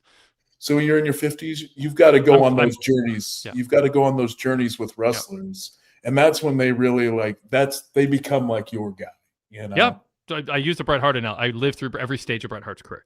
And Shawn Michaels. I saw him as a Midnight Rocker in the AWA, and it's a whole journey. It's like, Kurt Hennig, same thing. My first wrestling show ever, Kurt Hennig was Larry the Axe Hennig's skinny son, and he could last 5 minutes with Adrian Adonis, and Larry the Axe got to beat up Adrian. It's like, and you get to see the whole journey to Mr. Perfect, and then the downfall too. And establishing that connection is what makes being a wrestling fan so rewarding. Yep. And I really want to say, Carmelo Hayes is another one. He's been on the main roster for too long. I think he's gotten better at every single facet of his game. Yes. He has optimized every single opportunity he's got. That guy deserves a chance. And he needs to get it in the next 6 months. Instead, he might be caught where he's at for the remainder of his career. So, two quick things to wrap up. In the chat that I had marked here, Derrick Mitchell, because I called him out for the great comment about Triple H's booking. He said, I should have used the word great in reference to Triple H as a booker, just thinking of him with his wrestler booker contemporaries. Triple H still needs to prove himself as a booker. Yep, fair enough. Just wanted to give him a chance to respond to my kind of pushback on that framing. And then Big Cass, we saw a vignette tonight. That was a number of people in the chat were commenting on that. I feel we should just throw a couple of those up and get a quick response, and we'll sign off. 7-Eleven goes, I don't know if it's been discussed, but I think the Big Cass vignettes are a red herring to just him and Enzo debuting with the old shtick. At least I hope so, he says. 7-Eleven says, I'm afraid if they only brought back Big Cass to feed to Oba in the meantime until Mania. Nashville Diaz says maybe Oba against Bronson Reed too. Yeah, okay. Yeah. Brew Dog says, I keep forgetting about Big Cass till I see those vignettes. I'm like, what are they going to do with him? And no, Enzo, please. Standard Aviation says, Big Cass's story suggests they're setting him up for a redemption arc as a single star. That's how I read it. Yeah. I love him saying, I reached depths nobody could imagine. And of course, it's a veiled comment about AEW. Yeah. Yeah. Like, they I mean, they'll get with a straight face say that's not what they meant, but you can interpret it that way. You wouldn't believe the places I've gone that were just so beneath me on my crash. This place called AEW. I'm glad that those people get a second chance now. Do you know what I mean? I mean, if one thing about another positive aspect about the new regime in WWE is we talk a lot about when people get released. To me, that's just a part of that's every sport. People get released. But then I do like the aspect where we're seeing with Baron Corbin and Zack Ryder is when they have a place for their on the roster, like we need a backup tight end. Or instead of a backup tight end, though, it's like we need a mid-level heel who's beatable. They bring him back. They give him a chance to see what they can do. And I think that constant flux where people, when they're let go, that they're gone forever, I hated that because they never get a chance back. I think a guy like Big Cass, who's improved his life, he's in phenomenal shape for a big guy. Give him a chance. See what he can do. I've been an advocate for him. I thought AEW should have done more with him. Yeah. All right, great. Thanks, Derek. Appreciate it. Thanks for having me. Yeah, great talking wrestling with you. Go VIP, everybody. We'd love to have your support, and you get a lot of benefits in return. PWTorch VIPinfo.com. PWTorch VIPinfo.com. We'll talk to you all next time.